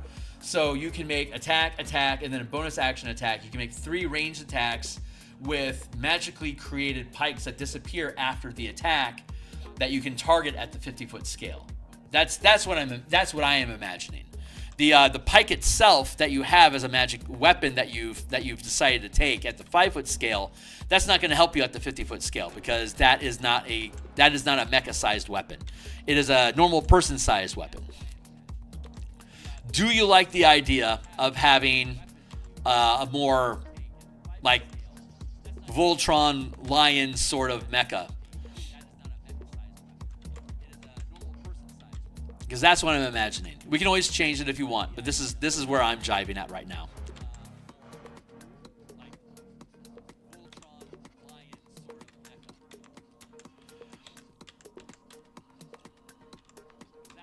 And since a thrown weapon is a melee weapon that can be thrown, all your normal stuff would work with the pike because you've given it the thrown property and you're using ranged assault. So that would bleed over into your mecha.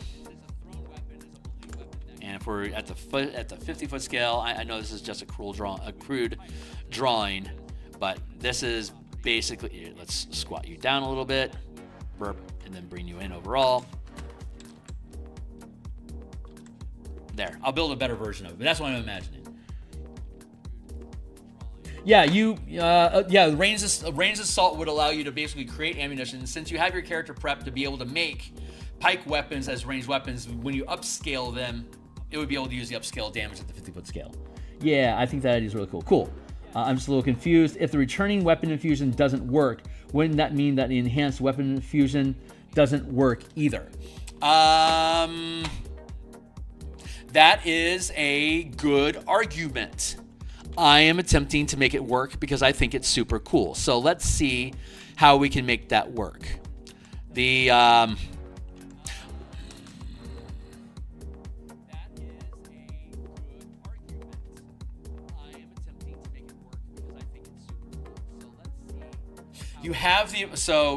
Okay, let's do it like this.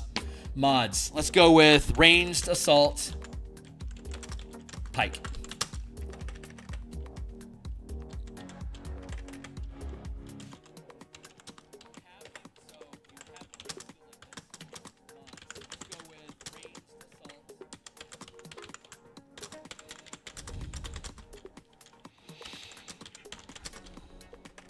Yeah, it just has a flat 300-foot range.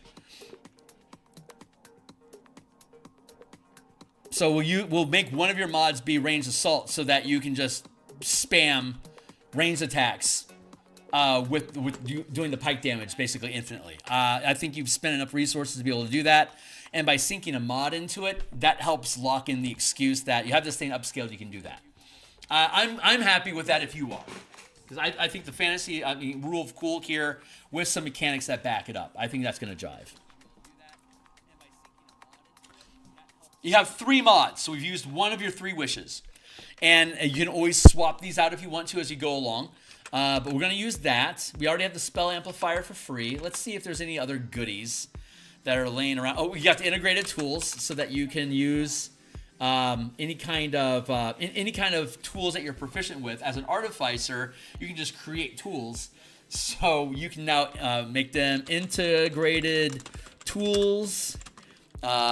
use Tinker, Thief, tools at the 50-foot scale. Again, like little utility limbs.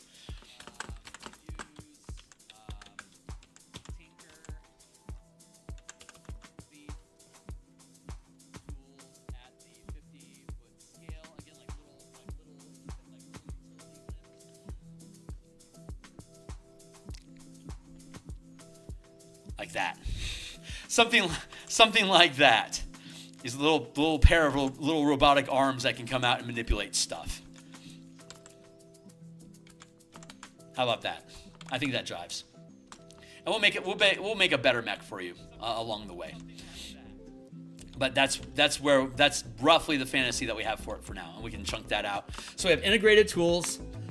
We've got the ranged assault mod, ranged assault, missile pylons.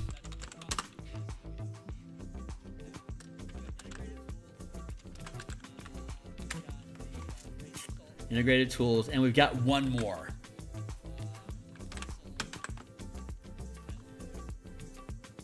I don't think you need self-repair because you've got plenty of repair capabilities between mending and your Steel Defender sidekick. We have Spell Amplifier automatically integrated. What do you think? What I'm thinking is some durability. First off, I think because of the Battle Master, and you took the heavy, heavy armor proficiency, didn't you? So I could see you using a heavy frame, which is going to give you an automatic +5 armor class. You'll have an 18 armor class. You'll automatically get a +5 strength and constitution bonus. You won't have any dexterity modifier, but I don't think your character does anyway. So I think that jives, and it'll give you the plus. It'll give you the 10 damage reduction. So I think heavy frame is going to work well for you.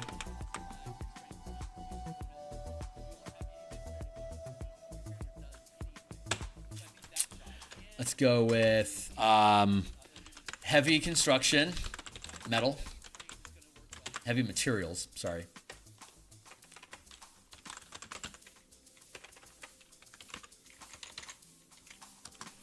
+5 STR con, 0 dex mod.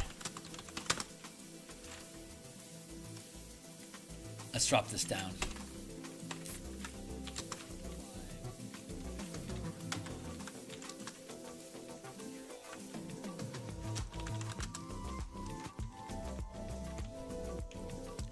D20 tests.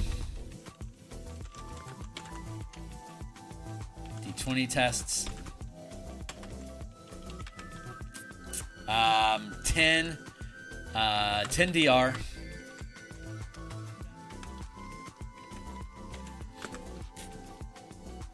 Also, just so you know, I didn't take the bonus action. Oh, that would just reduce the Battle Master. You can use a bonus action to issue a command for your Steel Defender to make an attack. And since it's integrated in as a co-pilot, you could use a bonus action in your mecha to have the docent issue to make an attack with your missile silos anytime that you please. How about that? I think that works. So let's add that. Steel Defender, repair, deflect, attack. Let's put that in.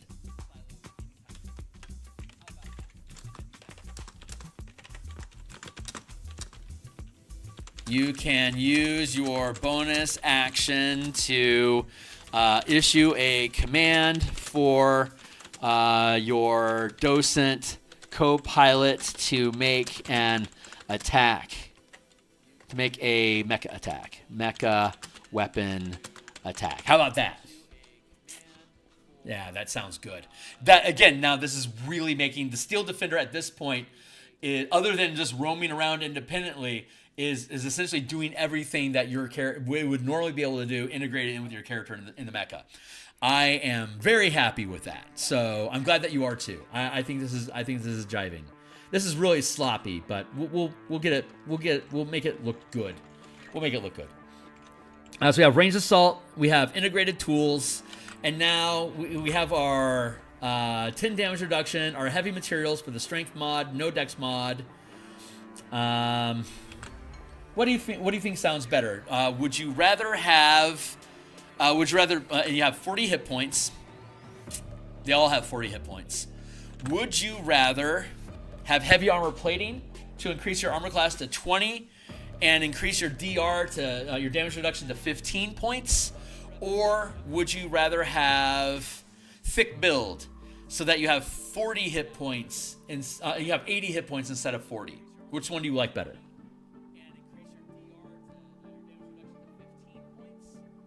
Yeah, I'm anticipating roughly one mecha fight per long rest. So yeah, we got a little bit of time. But yeah, which between those two, which do you like better? Thick build to increase your mecha hit point from 40 to 80, or do you like the idea of heavy armor plating to increase your armor class to 20 and have 15 damage resistance instead of 10? I did. Extra armor. Okay, we'll go with heavy armor plating. Cool. What'd I miss? Will I still be able to fight in melee? Because that's part of the reason I built this character. Thrown weapons focused, but can fight in melee when needed. Yeah, I mean, basically, sure. It's designed to look like a thrown weapon. The only difference between a thrown weapon, like a thrown weapon with a returning property, and a melee weapon is that your range increases. That's literally the only difference. So if you're firing missiles into something at point blank range, that's effectively the same as melee. You'd be able to do everything that you could normally do in melee. You would have opportunity attacks would work fine because it's thematic. I guess theoretically, if it were to be a melee attack, it would be the pike comes out and stabs the creature and then disappears by reloading, or like hits and then reloads. Hits and then reloads. That's still technically a melee attack that you're doing, slashing or piercing attacks depending on how you want to, describe it. I think that works.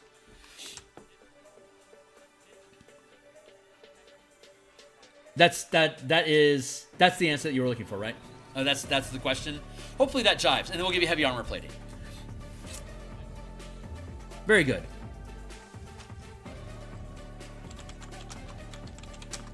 Let's put this up front.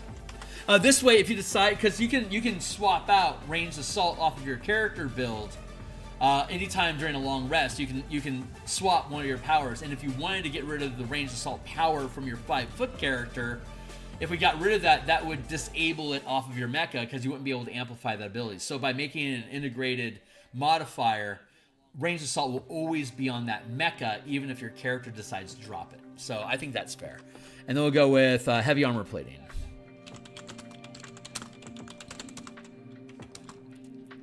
AC +2. DR +5.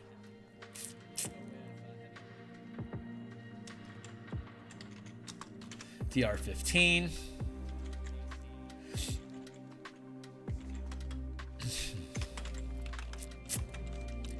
$80 HP. No, sorry.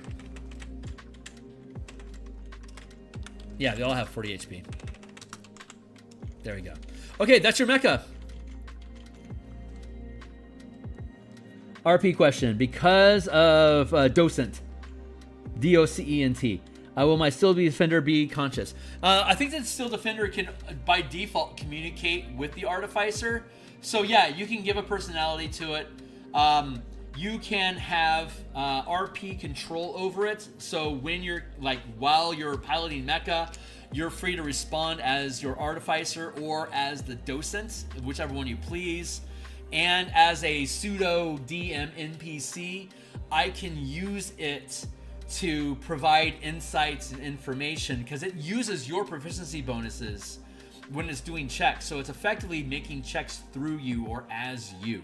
So as a narrative device, I as a DM, if it's something that I think that your docent might pick up on or something that should be aware of and you haven't thought of it yet, I can use that to provide cues to point you guys in direction like the still defender picks up this. It's designed to be vigilant. and to keep an eye out for trouble. And like I could just be having it running perception checks in the background, keeping an eye out to make sure that you don't get flanked or something like that. And if I think there's something that it would pick up on or have insight to, I can always chime in saying, hey, your docent is pinging you saying, hey, I think there's a concern with this, and like provides a little targeting signal and points it over there, and you can take a look at what is it looking at, and then you can get that information. Yeah, I think that's going to work. I think that's super fun. And that makes the Steel Defender a powerful ally for a powerful ally for you while you guys are operating at the mech level. And then when you guys detach, it just rolls into its Steel Defender frame, unfurls from the machinery, drops out with you out of the cockpit, and then it just lopes alongside you like usual. So I think that's a good build. I think this is going to work out. I'm really happy about that. So now that we have that taken care of, let's move on to Nightmare. 1, 2, 3. Nightmare. So Nightmare is playing a Dwarven Ranger Void Hunter. The Void Hunter is a Spelljammer subclass that we designed specifically for my Spelljammer mechanics. Let's see if I can find it. Here we go. So we'll look at this Ranger build on top of the normal base features of the Ranger. So let's go into the Martial Powers documents. Is this it? Yeah. Okay, so let's scroll up to find the Ranger. That's the Rogue. Almost there. Stay on target. We'll look at the base features of the Ranger, how they're going to be enhanced, and then we'll look at this, the Void Hunter subclass, and then we'll build the mecha. So I read the rules about the orrery. I'm fine with helping with ship support stuff, not just mecha stuff, when it makes sense anyway. Oh, fantastic. And then last question now for now, I believe, what would an example of needing a thieves tool at the 50-foot scale?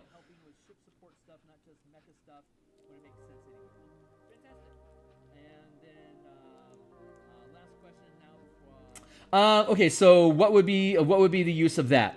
If you wanted to, I would say you would be able to use those tools to harvest. You would be able to use them to harvest kaiju. Like once you kill a kaiju, you can harvest it for parts. I would say that could be used for those. If you guys start interacting with larger scale creatures that have structures, machinery, and stuff like that, like giants, for instance, there are giants. And giants are 20, 30, 50, 200 feet tall. The integrated machinery would be able to make use of that. You'd be able to, I'd say, like cut through trees, break down structures. If you aren't satisfied with that as an object, then I would say we could potentially replace that with something else. But I suspect if you have it on your mecha, you will be actively looking for reasons to use it in some. You could potentially use that like for melee stuff. You could interact with things at the 5-foot scale, even though you're in a 50-foot mecha, without having to get out of the mecha. So it has smaller limbs that it would be able to manipulate stuff. Yeah, like at the 5-foot scale. I think that would work. If you're feeling bad about that, I'm fine with you auditing or like replacing integrated tools. But I suspect if you have them, like I just said, I think you'll find reasons to use it, and I want to be liberal in how you use them. So I'm looking for reasons to use it and how they can be used, so we can see if it works. If that feels bad to you, we can replace it. Because part of my backstory is that not only is he a mechanic, but he also searches for materials. I'm good with that for now. Awesome. We could potentially use them for like doing advantage on particular checks, as would be warranted. So let's try to be creative with it, because you can always switch these out. This is just the default starting configuration. Whenever you have your mecha in the bay of your carrier ship as downtime activity, or like as an order that you issue to the mecha hangar, you can have it swap out and modify parts. So if you decide that integrated tools doesn't work, just issue an order, swap that out for a different for a different option. And then we can just add in something else if we wanted to. Easy peasy. Okay, so let's look at the Ranger. and proceed with that. And this will be the last one that we build, since we only have these 2 characters available right now. We'll finish this with one, and yeah, it's 8:20, so that'll be plenty for the night. I'll step out, and we'll hopefully see the other characters provided to us by Thursday. We'll come back on Thursday night and we'll do this for the other 3 characters. And if I have to, we can spend the rest of my Saturday morning stream to build out the 5th one if I don't get to it. So hopefully we'll be able to just flow through and move into that. So let's see. Okay, so Ranger. We're upscaling, so we already know that channeling powers and spellcasting will work at the 50-foot scale because of the spell amplifier that's built into all Mecha. Mark of Prey. So as a bonus action or one attack, when you make the attack action, you can mark a creature that you can see within 120 feet of yourself as your prey. So this will be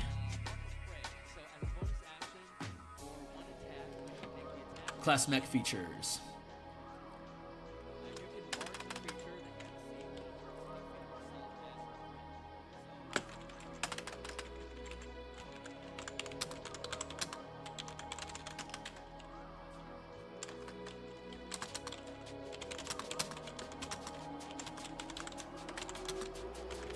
1,200 feet instead of 120 feet. 1,200 feet, that's going to be, what is that, 60? That's 60 squares away at the 50-foot scale. The mark remains on until the mark is dispelled. You mark a new target as your prey. The target is killed or you're incapacitated. In addition, you add the martial strike power to your list of powers without counting against the number that you can prepare. Level 1 and 5. Level 1, while a creature is marked as your prey, mark of prey, you can target ships and mecha.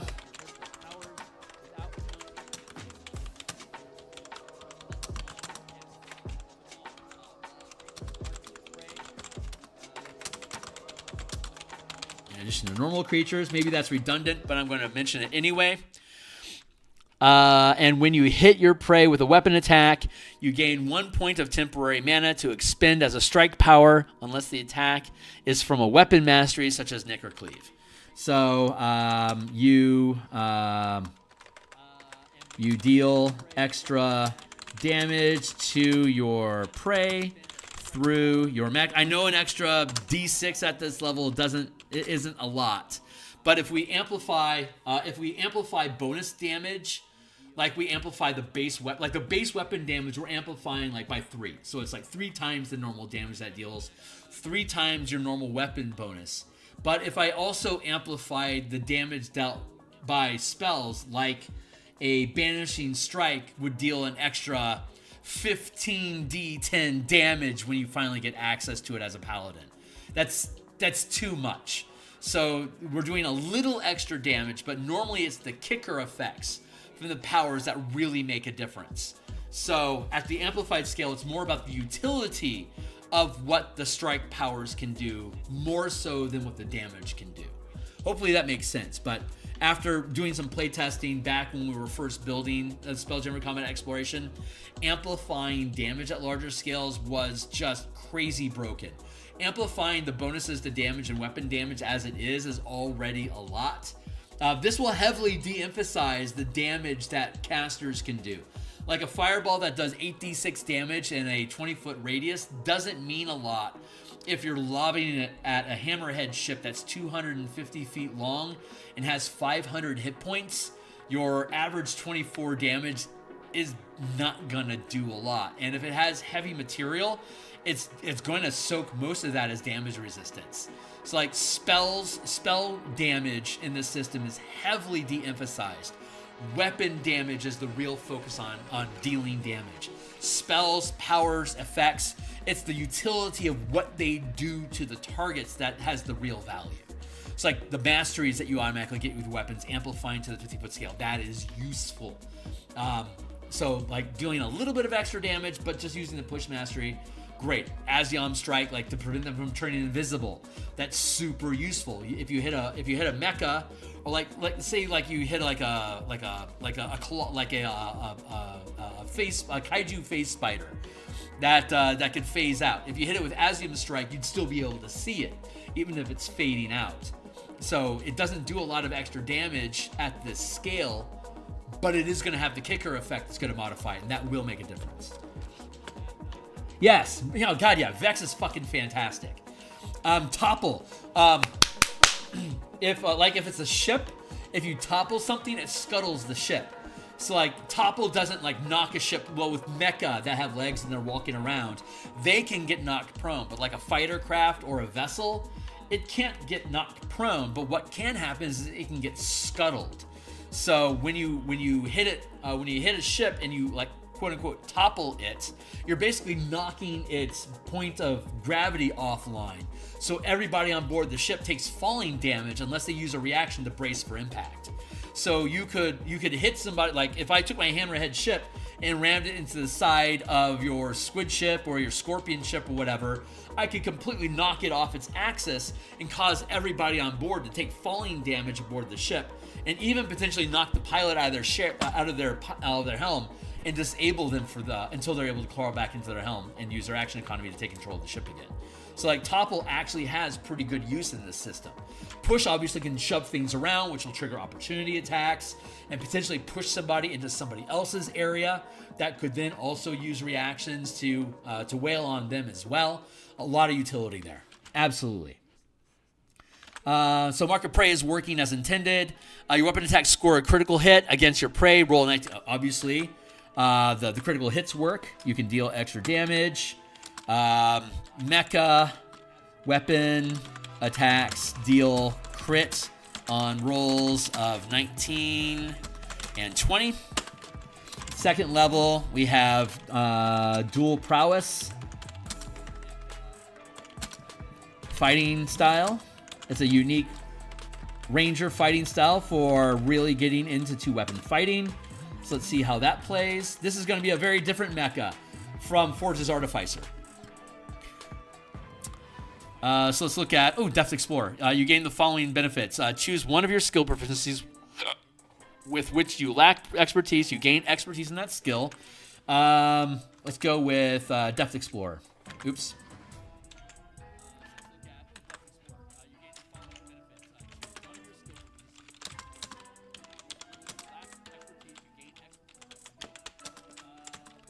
Can choose orrery scans for expertise.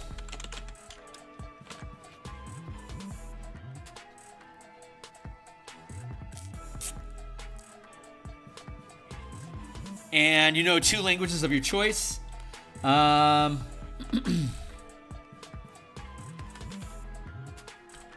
on, let's do this. Learn 2 languages.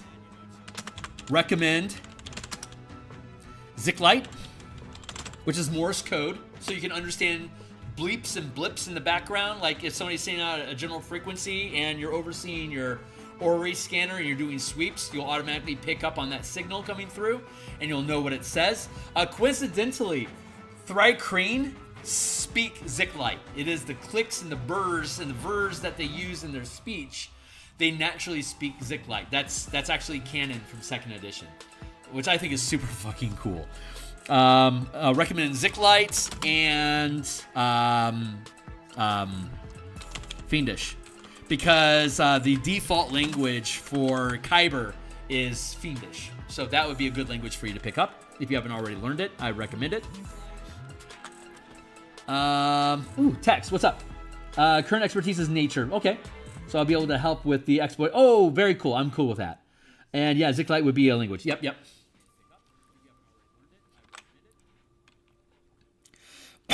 But this is just generally, you can use expertise with your orrery scanning. So, but your nature check, it totally makes sense, because that would also lead into like, is Kyber tainting this place? You could use your Dwarven Tremor Sense, and then while your Tremor Sense is active, you can feel the stone and make a nature check, and you would be able to tell, is this place under risk of infection from Kyber or not? Or like, how stable is it? You could use nature checks through Stone Cunning. I think that's great. I fucking love that. Let's look at dual prowess. While dual wielding weapons, you can use any melee weapon without the two-handed property in one hand and a light weapon you're proficient with in your offhand, adding your ability bonus to the damage of both. In addition, you can draw or stow two weapons that lack the two-handed weapon property when you would normally be able to draw or stow only one. And then we're beyond 6 levels, so that won't matter yet. So base, dual prowess, dual wielding weapons with mecha works as normal. So we'll be building a more humanoid frame for your mecha that will be dual wielding weapons. Can I use Tremor Sense in my mech by using stone in its construction? Oh! That's cool. I love that idea. Absolutely.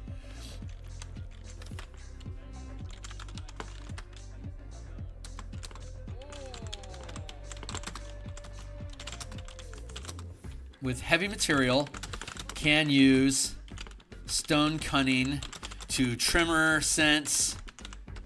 What's the range on Tremor Sense? It's going to be multiplied by 10. That's a fucking great idea, man. I love that. Let's go to Dwarf.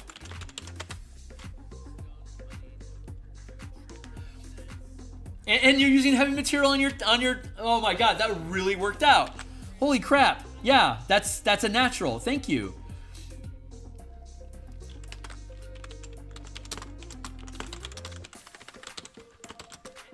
Stone Cunning in heavy material mecha grants Tremor Sense.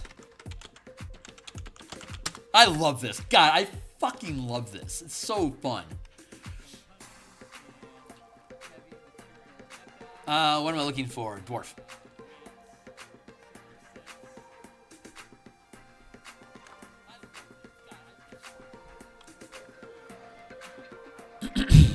$60 feet for 10 minutes, 600 feet.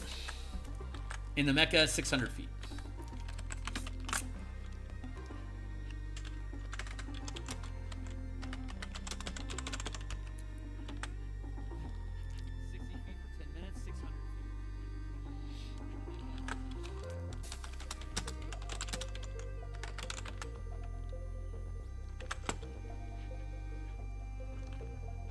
Hot.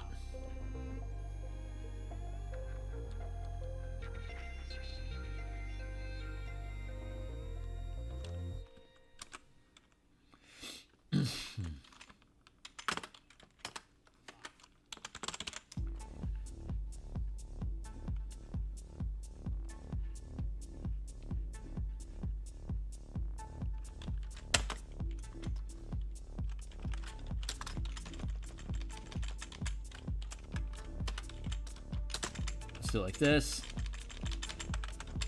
Just for my own organizational purposes for the time being. We'll clean this up later. La la la. What's up? Yeah, no kidding. Well, like the Boulder Brothers from the old Forgotten Realms novels. Boy, that's an obscure shout out for anyone that didn't read shitloads of FR novels in the 90s. God, man, back in the day when they were just churning out, TSR punched out so many fucking novels for D&D. There was so much cool fucking content that came out as a result of those D&D novels. They were just saturated with flavor. They were so fucking cool. Now let's go to Void Rain. Let's go to Void Hunter. That's the Mecha book.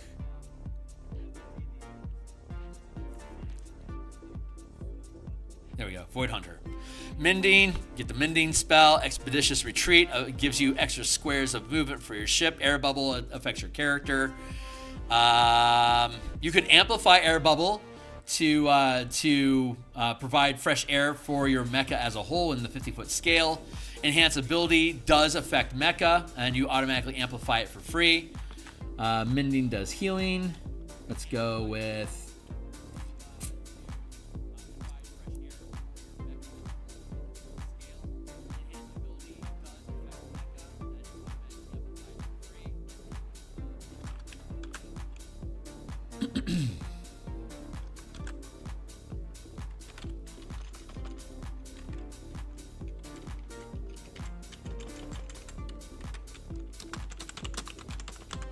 Bonus spells.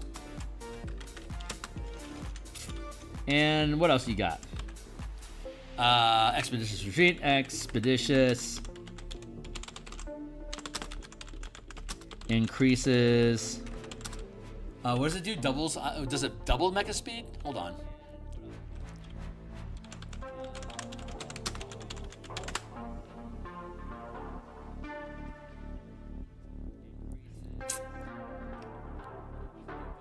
You can take the dash action. You take the dash action, and until the spell ends, you can take that action again as a bonus action. Oh,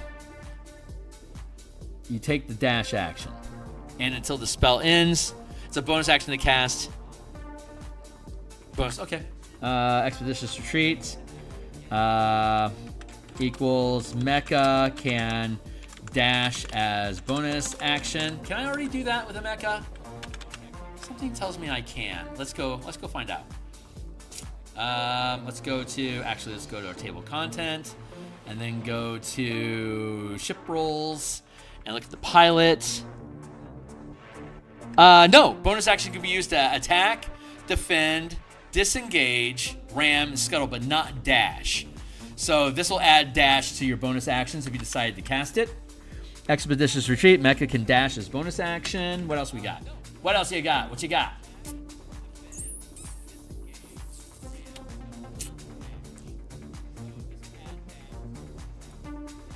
Air bubble.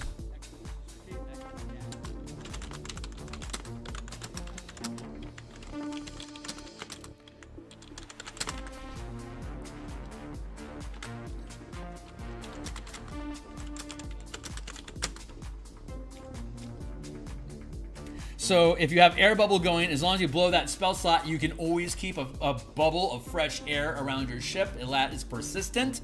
So if you say, what is it? It's a second level spell? Is it first or second? Yeah, it's a second level spell.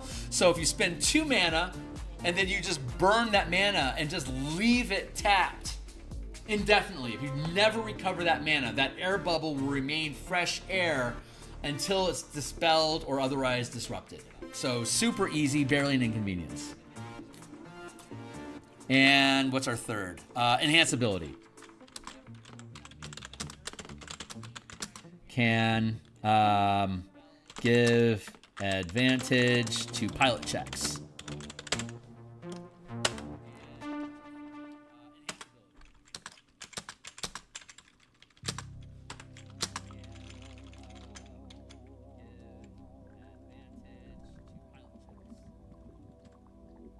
I need to sleep. I still need to sleep. Oh, there you go. Okay, thank you. No, but hold on. How long does the spell last? Let's double check that real quick. I think I'm going to trump you.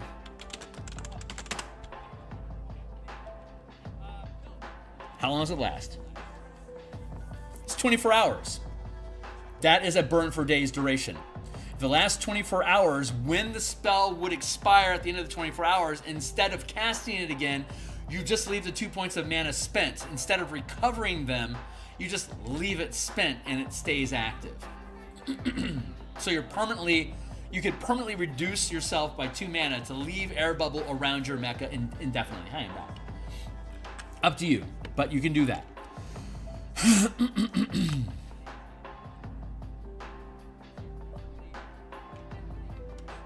Yeah. Amplified Mark. While piloting or focusing on an orrery station, you can amplify the Hunter's Mark spell to a range of 1 mile without expending additional spell levels. And you don't have to maintain concentration on the spell.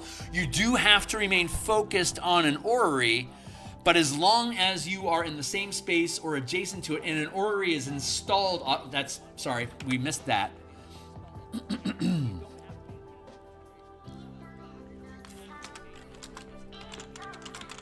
So an orrery station is automatically installed into the helm of your mecha. You have a message amplifier, an orrery station, and a spell amplifier. It's a good kit to basically let your character do anything that you want. So that orrery, instead of having the 1,200 foot range that we would have of an amplified Hunter's Mark, because you're a Void Hunter instead of 1,200 feet, it is a full mile.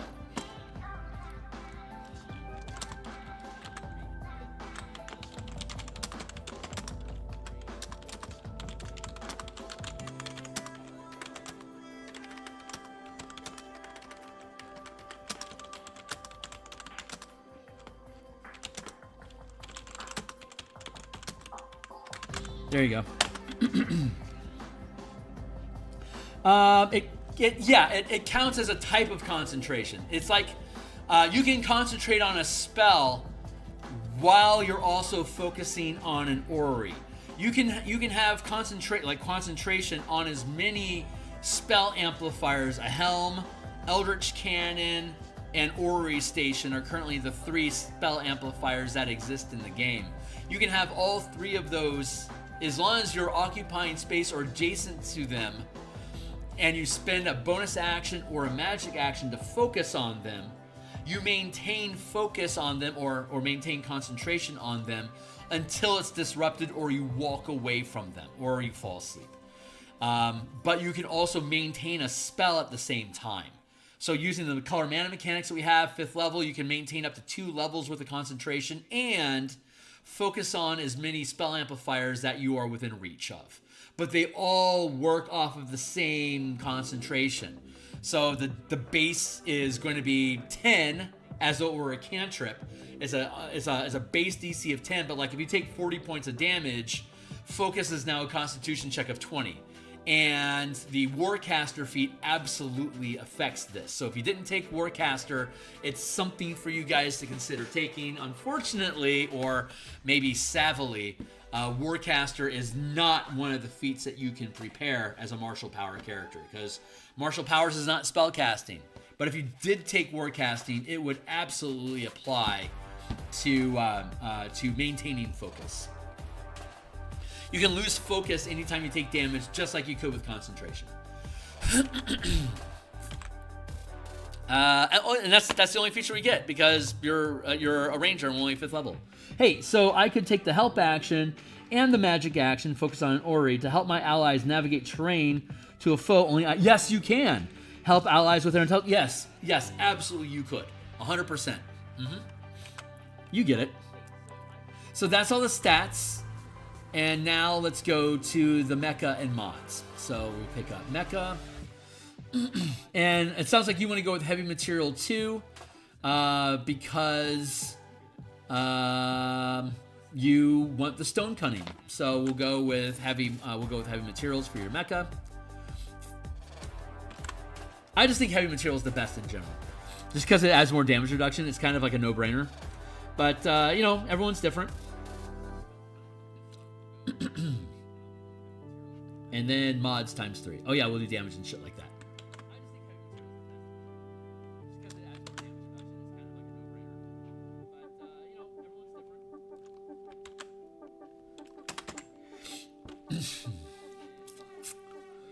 Let's just let's just grab this.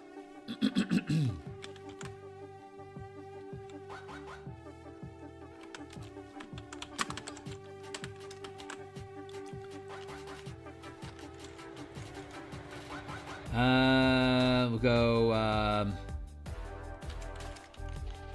we should put up here under pike, we should put reach. Did we do that already? Yeah, reach. Cool.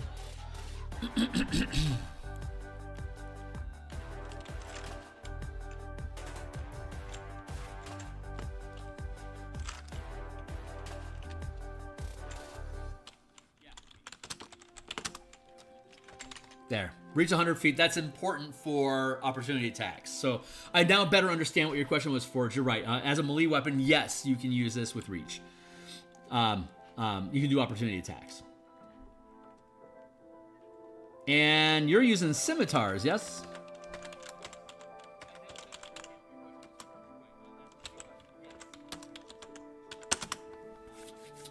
And I think you were +7.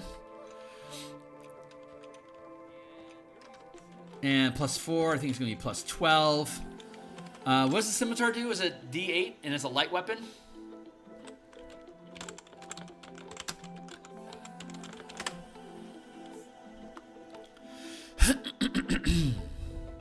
Oh, it's D6. 3d6 plus 12 slashing damage. And it has finesse light nick.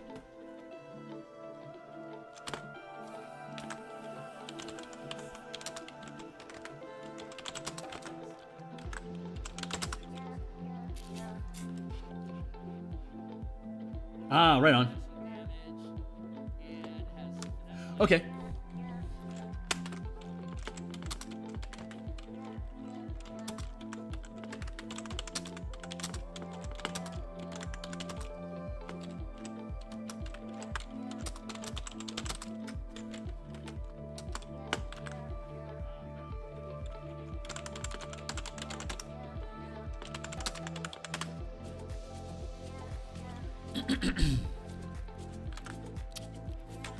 3d6 plus 12.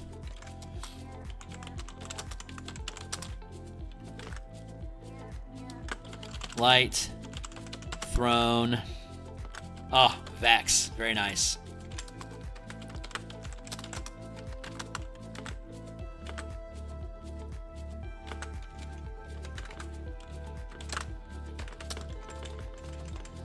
So that's 4 squares, 12 squares. Not bad. And of course, because you have the finesse property, you have Nick, you also have dual wielding. So you'll get, the dual wielding gives you the 3d6, the full damage on that. So 3d6 plus 12 because it's tripled. You know, I was just thinking about, because I have the push mastery and thundering strike mastery, I'm just going to be pushing them away from me anyways. I know, right? So having ranged weapons on your machine in particular makes a ton of sense. Yeah, that totally works. Absolutely works. As long as I don't have disadvantage and can make opportunity attacks. Yeah, you can and you do.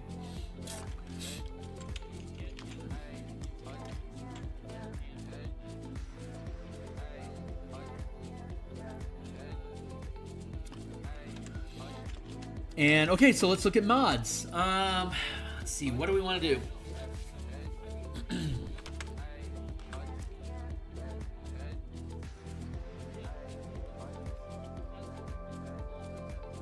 I don't think you need integrated tools. Self-repair might not be bad. You have healing going for you. Let's look at some of the powers. There might be something juicy down here for us to pick out. When you move your vehicle as an action or object interaction, you can channel this power to prevent triggering opportunity attacks during due to your movement. The first attack you make during or after this movement can roll with advantage. You can get that charging, rushing power if you want to chase them down. Keen awareness, you gain expertise when you make an ability check that can use the perception or investigation skills, or while you're using an Ori to make a scanning check. You have nature as an expertise. Picking up keen awareness to give you advantage on all that shit probably be pretty good. I propose that we add keen awareness. Integrated tools of it. Yeah, you don't need them right away, but yeah. Let's go. Unless you oppose it, I'd say let's go with keen awareness. Also, I know Nightmare answered me, but I also wanted to double check. If I push a monster out of range of an ally's melee reach, does that give... Yes, the ally gets opportunity attack. Yeah, so you can use flanking, or you could use stacked defenders, having a tank in front of you, and you with your range behind them, you can hit them and then push them out of your ally's range, who's between you and the target. If you shove them out of their range, they can make an opportunity attack on them on the way out. Yes, you understand the system as intended. Very good. Excellent. Glad to hear it, Chrono. Keen awareness.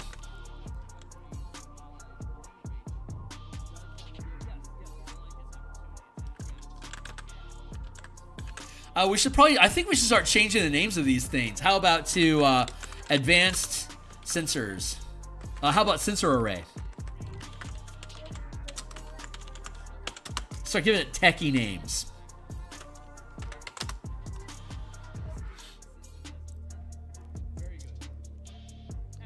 When you succeed a dexterity saving throw to reduce... Oh, your dexterity is going to be shit in the mecha because you're not going to get a bonus. So I don't think evade damage is going to really lean into what you do. Propel jump once during your turn. 2 squares of movement count as 6. Swift tools. If you use a tool... If the use of a tool would normally require an action, you can do so as an object interaction. When you get integrated machinery, that might make sense. When you use a reaction against a target as an opportunity attack, you can make an additional attack against the same target. I honestly think Hypertunistic really jives with the dual wielding action that you've got going on in your Ranger's motif overall. Oh no, fuck, that's 3rd rank. Never mind. You won't get that until 9th. Never mind. Bonus action equals when I make an attack with a ship melee, I gain advantage. How about coordinated attack? You've got coordinated attack as a power already. Ooh, ward. You gain resistance to bludgeoning, piercing, and slashing damage until the beginning of your next turn. And these are maneuvers. So that's a bonus action that you could trigger that, or a magic action. Use of a tool would normally require an action. Yeah. Ward. Whoa, vanish. You become invisible until the beginning of your next turn. How about that?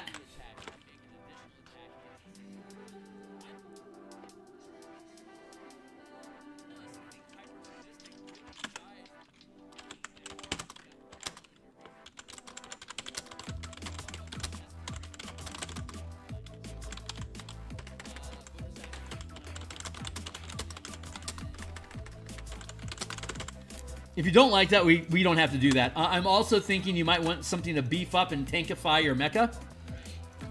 I need a strike that works with Hunter's Mark, free mana. Oh, got it. Oh, just for your character in general? Thundering Strike gives you more push.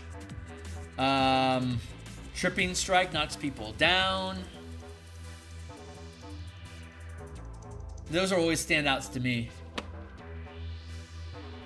And have damage resistance. Oh, okay.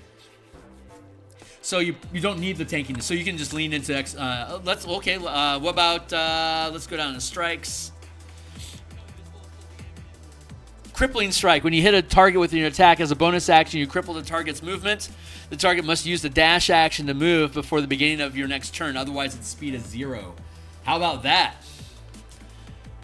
Shocking Strike. When you hit a target with an attack as a bonus action, the target cannot make opportunity attacks until the beginning of your next turn. That could be useful. Thundering Strike pushes people. Asium Strike prevents invisibility, concealment, and invisibility. Bursting Strike. Ooh, Bursting Strike. When you hit a target with your attack as a bonus action, deal half damage to all adjacent targets of your choice. Each can save against your pilot DC to take 0 damage instead. That's not a bad one. And let's go look at reactions, because there could be something sweet up here.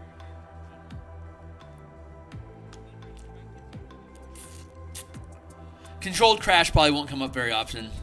Deflection as a reaction to a creature that you can see that is within reach of your melee attack. Hits with an attack roll. The attack is re-rolled, taking the new result. This re-roll cannot score a crit. Axiom or Bursting.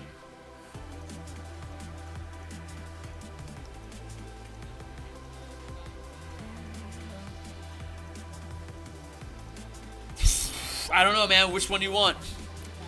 I kind of like Bursting.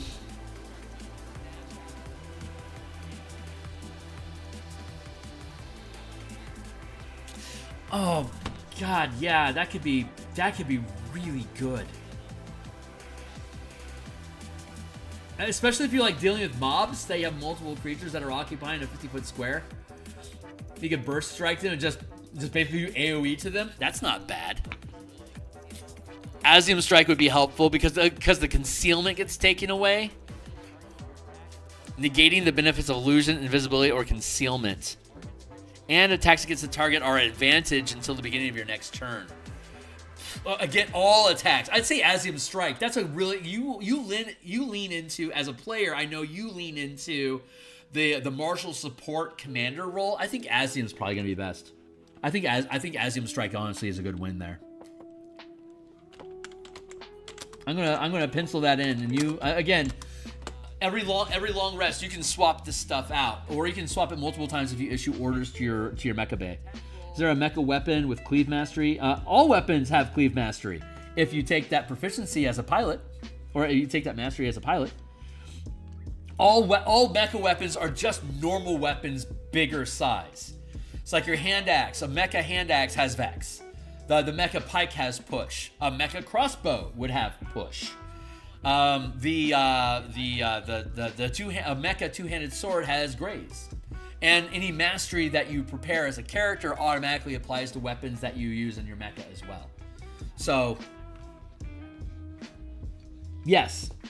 So I would say if you've picked up the cleave mastery, yeah, you're right. Because cleave be able to hack through and hit another target, that's actually super good. So let's go with Axiom Strike.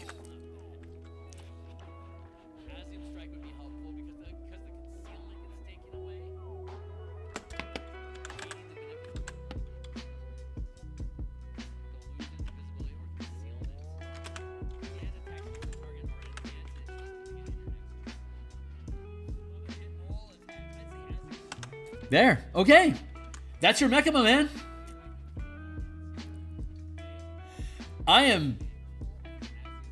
I'm getting kind of excited. I gotta admit, I am getting excited. This is going to be super fucking fun.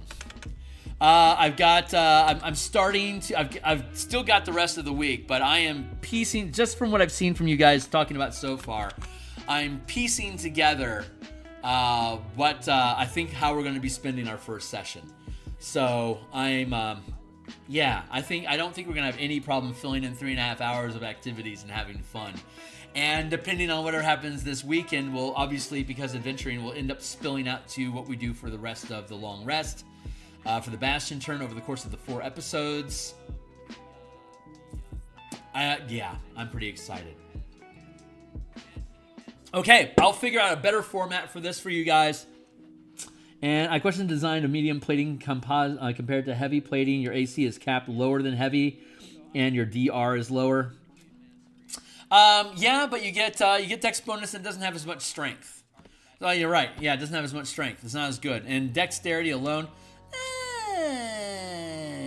I'd be open. I mean, I certainly don't have a problem rebalancing stuff. If we find that we can end up doing better, I'm fine with doing better. A big difference is in towing capacity and hauling ability. Heavy material is heavy. You can't haul as much. You can't carry as much stuff because the mecha itself has so much weight. But you guys aren't really planning on doing any kind of like heavy lifting with these are just combat mecha. So going with heavy plating actually makes a lot of sense.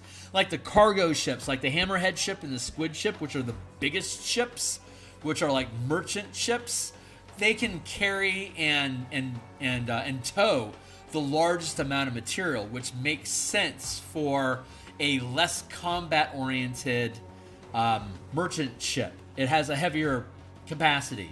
Composite's kind of the bastard in between. I can see people skipping composite because they don't want to bother. But 10 damage reduction isn't nothing.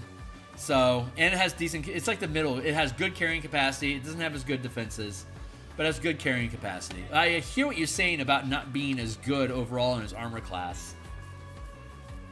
But the light material depends on you having, like the light material, you have to have a 20 in your stat to be able to match the armor class of the heavy armor. The damage reduction is obviously better. That could be a really defining factor. I'm open to that. If there are other ideas, we could play with it. Quick material, so I might change it I might change the extra hit points. Maybe a ship can only hold X heavy mecha. Oh, our ship is fucking huge. The Dwarven Citadel, it's 500 feet in size. It is massive. It can easily house all your mecha, no problem. Maybe it should. I'm open to rediscussing that. If anyone has any specific ideas, I'm open to that.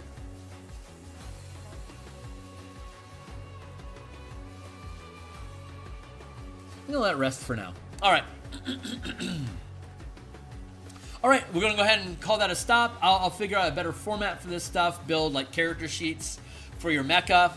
Add in all the abilities here that we went through, and when the rest of the team comes in and provides us characters this week, I will spend my Thursday building mecha for each of them as well. And I think we've built a kind of cadence and a pattern here, so we should be able to get through 3 mecha designs in the same time that it took us tonight to explain everything and then get into actual mecha design as well. So cool. And again, we can always experiment with it. This is just the default initial setting. As you guys gain levels and learn how to operate together, and we test this through and we find efficiencies, you'll probably want to reconfigure your mech, which you'll be able to do in the mecha hangar between missions. So you shouldn't have any difficulty there. And I think we'll go ahead and cut stream for the night. I'm going to get back to work. Oh! I need to build your mecha. Hold on. Let's build your mecha. So we have, this is the character illustration that you gave to me, Chrono. Fucking love that. So let's build some machinery.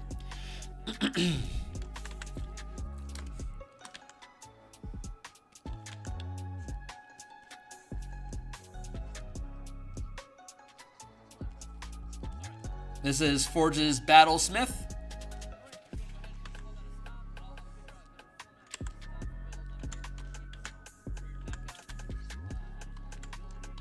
Mecha.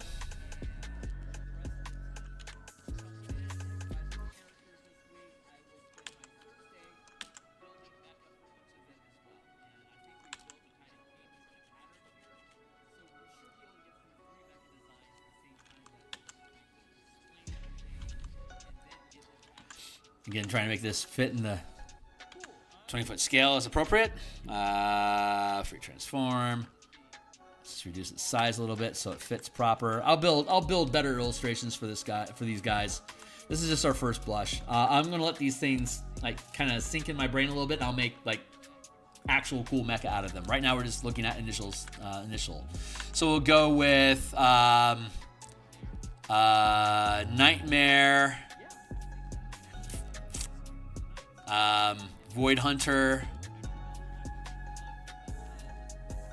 Mecha. We'll start there. Taking this dude as inspiration.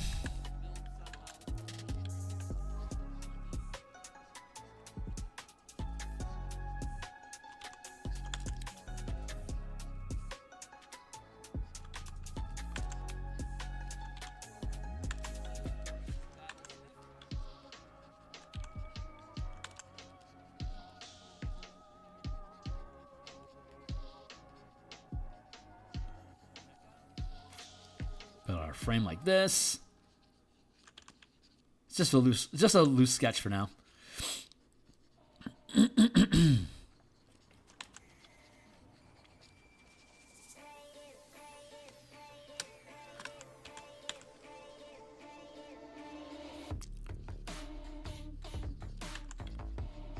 Trying to channel my inner Mega Man, develop cool robot buddy.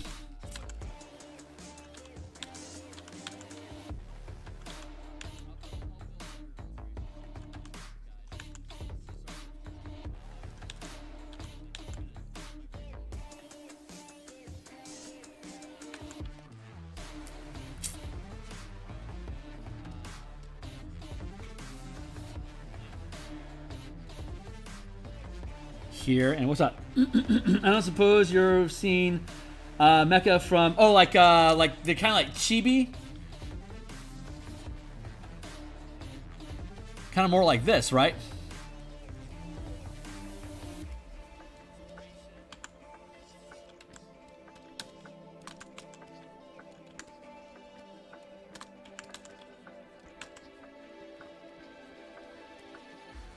Is that the right vibe?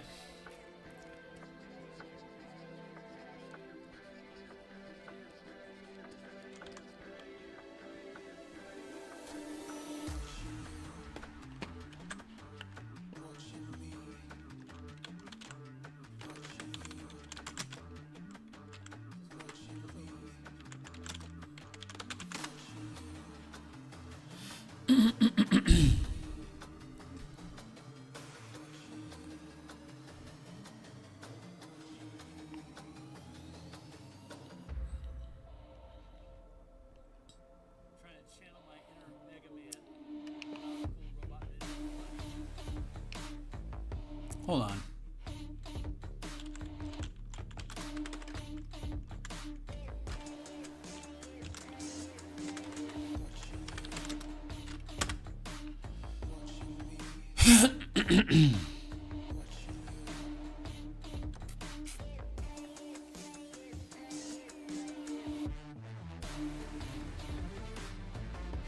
You're looking at the exceptions rather than the average mecha from TTGL.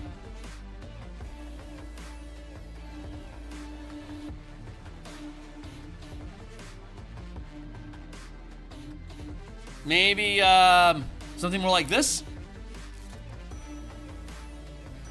Is that the type of frame that you're talking about?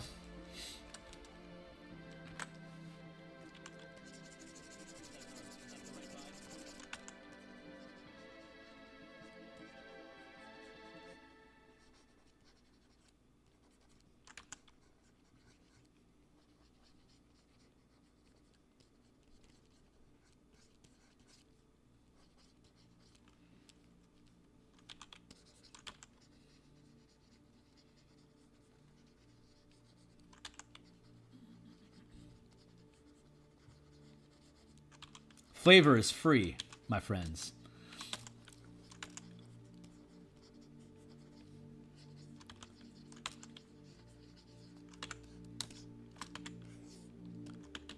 I still kind of like this frame over here, though. I like what this is doing. I'm going to stick on this one if you don't mind. But we can get rid of the head. We can just add in a mohawk instead.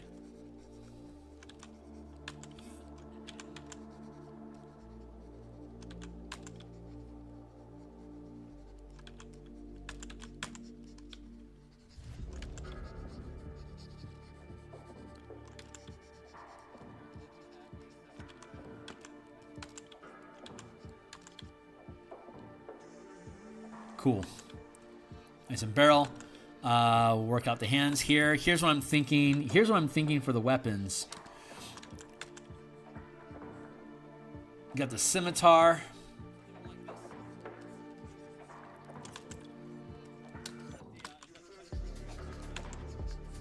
As an integrated blade, and then you've got the hand axe as an integrated weapon as well.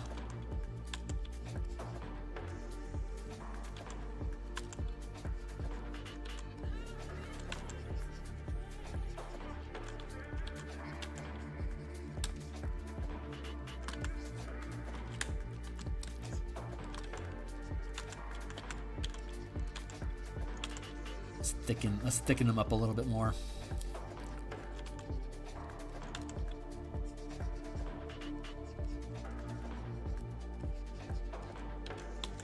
Again, super rough sketch.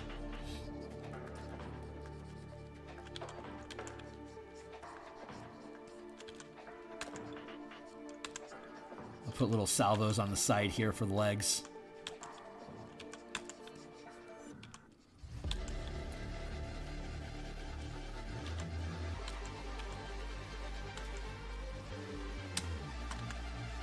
Super fucking dope.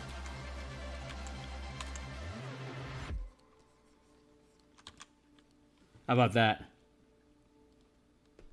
No, it does not need sunglasses. I'm most famous. I know the most famous mecha have sunglasses.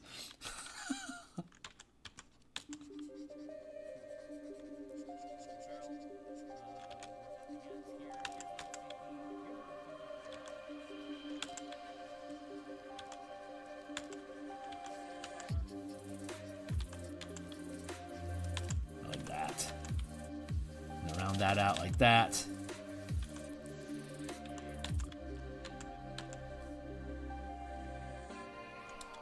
Rockin' stone. Oh, hell yeah. This guy is dope. We'll build better mecha out of this.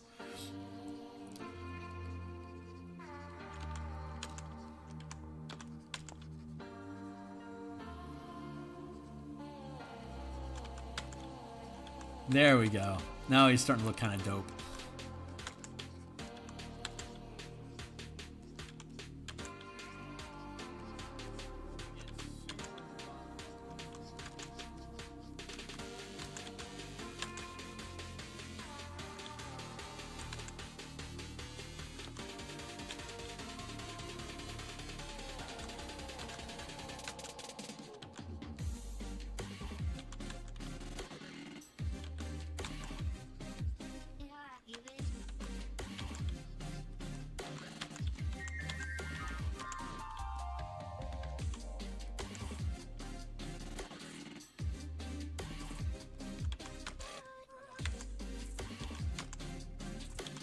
Something like that.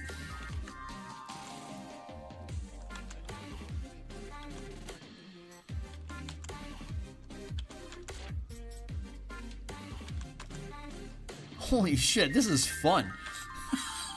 I love making mecha. I can't make mecha to save my life if I'm just trying to do it, but when I'm doing something for somebody else, for some reason, I can create magic. I'm really, really happy with this dude's design. Holy crap, what a squat boy. Love it. Also, I've been trying to find reference art for my character. Every freaking dwarf artificer art has... I know, right? It's, geez, what a stereotype. I like these wrist razor ideas for the axe and the scimitar.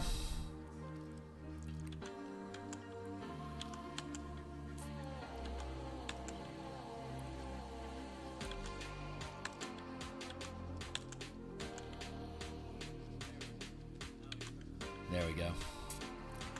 And let's have him fit inside a 20-foot square.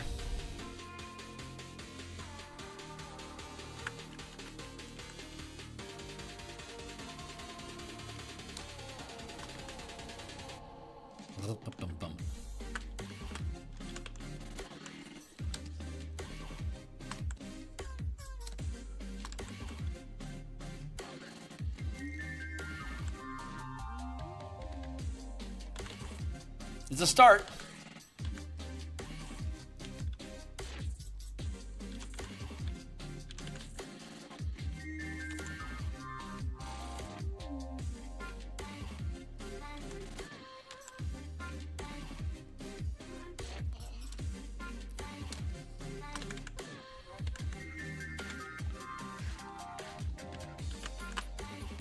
March down.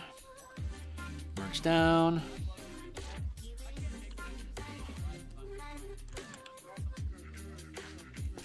We owe a great debt to the gnomish inventors of past generations for building meetings like these.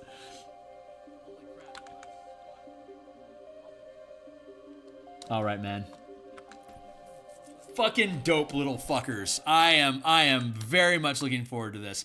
I'm gonna build these out to be better. I might decide to take later on this week. I might decide to take a break from the Spelljammer subclass book cover that we're making, and instead embellish these guys so they're cool looking tokens.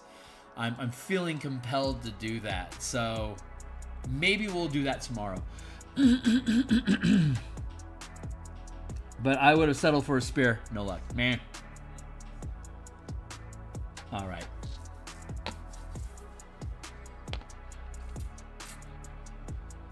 Yeah, those rocket launchers, Forge, the rocket launchers on your back, of course, those will throw spears for you.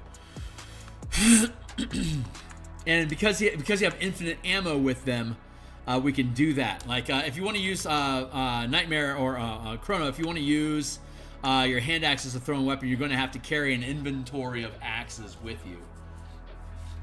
Otherwise, you're just going to be in melee. Fucking dope. All right, I'm gonna go ahead and it's 9:15 here in Seattle. It's getting close for Phil winding down. I'm gonna be back to. I think I'm gonna work on the Spelljammer subclass book tomorrow. Maybe on Wednesday, maybe on Thursday and Friday. I'll put a pause on those and then start building out Mecha. Have something for you guys for Saturday. Let's scroll down here, make sure everything's filled out. Please do mine last. No idea what colors I want to suggest. You do your own thing. Right input, I'll give it to you. Yeah, right on, my man. I know. I mean, if you're going with white green mana, it makes sense to paint your mecha in a white green motif, maybe with some like red highlights on it, like some racing stripes and shit. I don't know. We'll figure it out. All right, I'm gonna cut out of here, guys. That's it for tonight. The rest of our team should have their characters to me before Thursday. So when we come back, we'll come back Thursday night. We'll do this again. We'll build out the other three. We'll build their mecha, and we'll design some illustrations for them, and we'll kick from there. So hey, what's up? My mech would definitely be very.